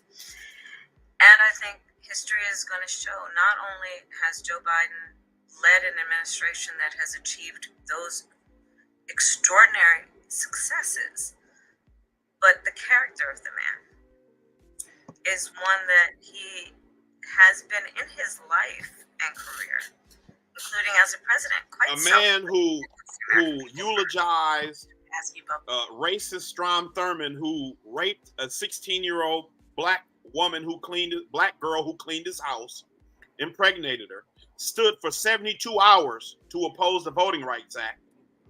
He's a Democrat. Strom Thurmond he didn't become a Republican until the 90s. Eulogized former Klan Grand Wizard. Max? Former Klan Grand Wizard, Ronald Byrd, or whatever his name is, Robert Byrd, yeah. Senator Byrd. And also befriended a couple other Blue Dog Democrats I can't remember. Blue Dog Democrats is a term, just for those who don't know, for conservative Democrats, the old school Democrats, like when the Democratic Party was founded, the Southern old school Democrat. That's the man of character that she's talking about. The man who said he didn't want his kids growing up in a racial jungle. After watching this, I felt like I died and went to Washington, D.C. This is like the very textbook double speak, swamp politics. Let me dance around, not give you specific examples. Yeah, she gave some examples that were lies, and in the words, the wise words of one of the hip hop greats, one of my favorites, the great Killer Mike. Vote for the policies, not the person. Vote for the policies, not the person. Killer Mike. All right, let's get through the rest of this. Two standout moments, aside, of course, from the addresses that you both gave, but standout moments that were perhaps unexpected during the convention. You mentioned one of them, Governor. A moment that you shared, that the world shared with your son, Gus. You were speaking, the camera caught him so incredibly proud of you, so emotional, saying, "That's my dad." Yeah, And that don't look fake, man. Conspiracy brother, I didn't catch this. Oh yeah, his son is like got some kind of learning disability, so okay. All this behavior. Yeah, all this All right, behavior is because of that. Okay, all right, I'll back off. All right, I'll give Walz a pass on that. Emotional, saying, "That's my dad."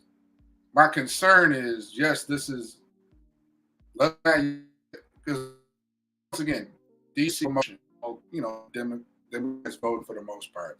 So they got every right. It's politics. They'll use this. And there'll be people going to the voting box, vote Tim Walz just for this. Just for this. So I will lay off, but if you sit here and vote just out of emotional sort of, moments like this, then I don't know what to say. But I'll back off. All right. Saying, "That's my dad." I don't know as a father I could have ever imagined that. I'm grateful for so many reasons to be on this ticket, but that moment. But see, that's exactly why they want to try to bring him into the forefront, is because they want to have some kind of shield against criticism. You see what I'm saying? Exactly. Oh, you can't talk about him. You can't talk about him. This kid should just be in the background like everybody else's kid. But they want you to try to have some kind of emotional connection to him, and I'm not doing it. Yep, that whole. Like you said, I won't say anything to him. I mean, I won't say anything about him because he has special needs. Right. But, hey man. But we can at least call out, like, all right, you're going to use your special needs son. Are you going to give them the privacy they're going to need for this unfortunate, this very rough journey they're going to be on? Or are you going to just kind of pimp out or just sort of prop up your son as kind of that sort of shield? So I feel like, you're just using your family as a prop, unfortunately. All right. Important to have my son feel a sense of pride in me that I was trying to do the right thing. And it was, you try and protect your kids, it brings notoriety and things, but it was just such a define visceral, protect emotional kids. moment that I'm grateful. I'm so proud of him. I'm proud of him. She's a wonderful mother, and these are great kids. And I think the one thing is talking about the era we're in is our politics can be better. It can be different. We can show some of these things, and we can have families involved in this. And I hope that there was I hope people felt that out there, and I hope they hug their kids a little tighter because you just never know. And life can be kind of hard. I don't love my kids more because of you, Tim Walz. Photograph that has gone viral. You were speaking. Kamala Harris don't have kids. Your only platform is abortion. You accept the nomination. You didn't explicitly talk about gender or race in your speech. Probably aborted that obviously means a lot to a lot of people, and that a viral picture really says it. What does it mean to you? I am running because I believe that I am the best person to do this. What iconic photo? I didn't see this. For all Americans. regardless of race and gender. But I did see that photograph, and I was deeply touched by it. And you're right, it's the back of her head, her two little braids, and oh my God, here we go. This is it's all propaganda, bro. That's all this is. It's propaganda. The bringing back propaganda machine is working in overtime. Whole propaganda. The propaganda machine is in overtime. We already did that with Obama. Overdrive. Like, okay, a black man can do. Oh, if he can do it, I can do it. But y'all got to be out of this emotion. It's policy. So they're trying to find their whole. They're trying to counter. Because Trump had his whole assassination attempt iconic photo. So now they trying to just put out their little iconic photo. But no, we've seen this movie before. Yeah, okay, I see it now. I didn't notice what this was in the photo. Okay, but yeah, they go ahead into the propaganda. And then I'm in the front of the photograph, obviously speaking, and you're not in the front of the photograph. You're in the background of the photograph. You goof. Well, I guess what? In the coming weeks, watch, if they haven't already, they're going to track down the kid in that photo and do a whole expose on that kid. That kid going to be the granny, a cousin of some delegate. And what did it look like up there when you saw Kamala? So I don't know, maybe. I thought that they tried to say that the kid was her niece or something. That's what I thought they were saying. Maybe I'm wrong, but I thought they were saying that was her niece. But I know her sister's only 3 or 4 years younger than her, and she's 60 something. So I'm like, I know you don't have your sister come out. Kid. I'm sure that photo is already on the magazine covers. Just how they were going to put Trump's assassination photo up, and then they took it down last minute. Then they got Kamala, the Time magazine, where she's walking in the frame and Biden's walking out. So this is nothing new. It's just that have equal propaganda for both sides if your publication isn't biased. I don't know. But see, this is also because I heard what they did was they had Shepard Fairey, who made those iconic. I say iconic because that's what they would call them. Obama posters that said hope. Back in the day, those red, white, and blue posters. I guess they had her posters made by him. I don't know where they drug him out of, but they're trying to manufacture something for her, and you can see the wheels turning for it to happen. I'm not falling for it. I believe the majority of people aren't falling for it. At least, I think a lot of black people can see through it. Maybe not the majority of black people, but I think a lot of us can see through it. Mm-hmm. And so I think they're in for a rude awakening. Yeah, and I'm not going to toot. Me, conspiracy about. I rarely toot my own horn, but I think I did call it back in March.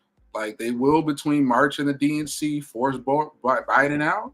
And they're either going to run Kamala or Michelle Obama. I was a little off about Michelle, but I'm they're going to bring it back. DNC's Chicago is going to bring back the Obama Hope 08 vibes.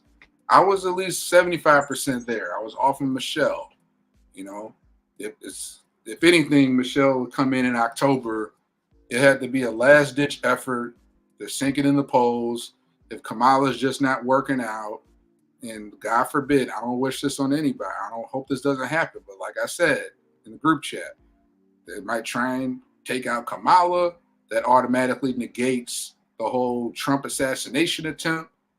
And they take Kamala out. She had to go out. They'll blame it on MAGA, a Trump supporter. And then they could install Michelle. That'd be a last October surprise, last ditch effort, which I don't hope on my enemy, but hopefully doesn't happen. But here at Uncomfy Truth, we can go there. I left my tinfoil hat in the car, but I'm gonna still say it because you never know. I got my tinfoil hat. Yeah, I'm gonna grab some foil out the kitchen drawer. Take one real quick. All right. 15 more seconds. Oh, she had a lot to talk about. She had a lot. She listened to everything, and she listens to everything. Also, there was her grandniece. That was her grandniece. No, that the girl wasn't in the photo. Wendy's was just reacting to. Oh, okay. So that was her sister's daughter, her sister's daughter's child. Okay. Okay. Once again, I said it before. I'm gonna say it one more time.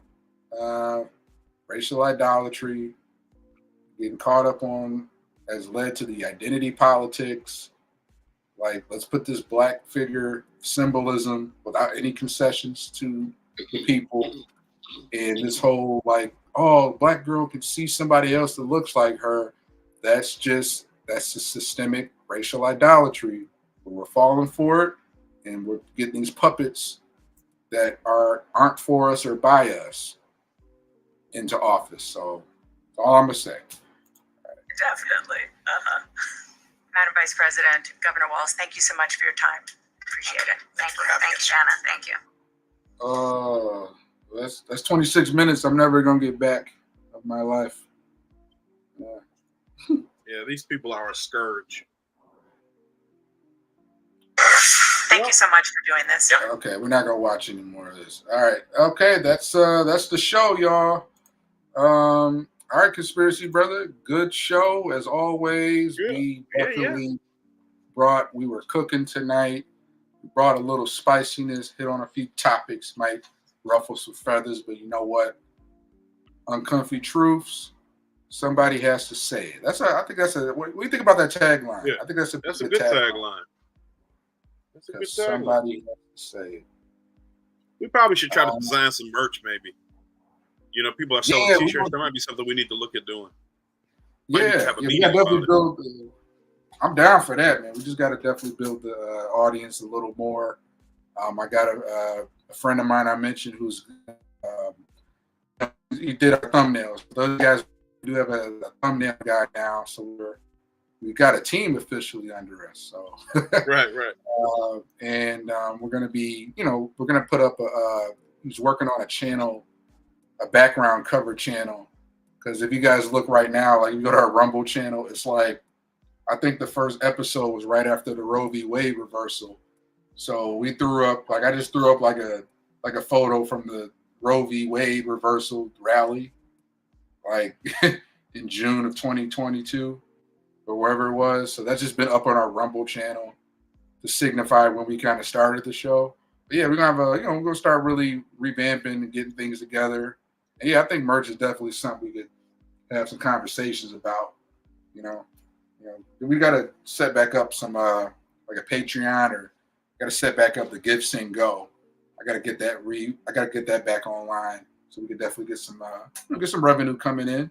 Those that support the show want to contribute. Yeah, that'd be cool. What we do. But yeah, that's all I got, Conspiracy Brother. If you want to take us out, Yeah. Well, glad to have you folks join us today. See you in 2 weeks? Oh, let's not forget we have our special to celebrate our 30th episode, and to we're gonna have the special 30th episode. I guess it's not the 30th; it'll be the 31st technically, but right. This was a 30th celebration.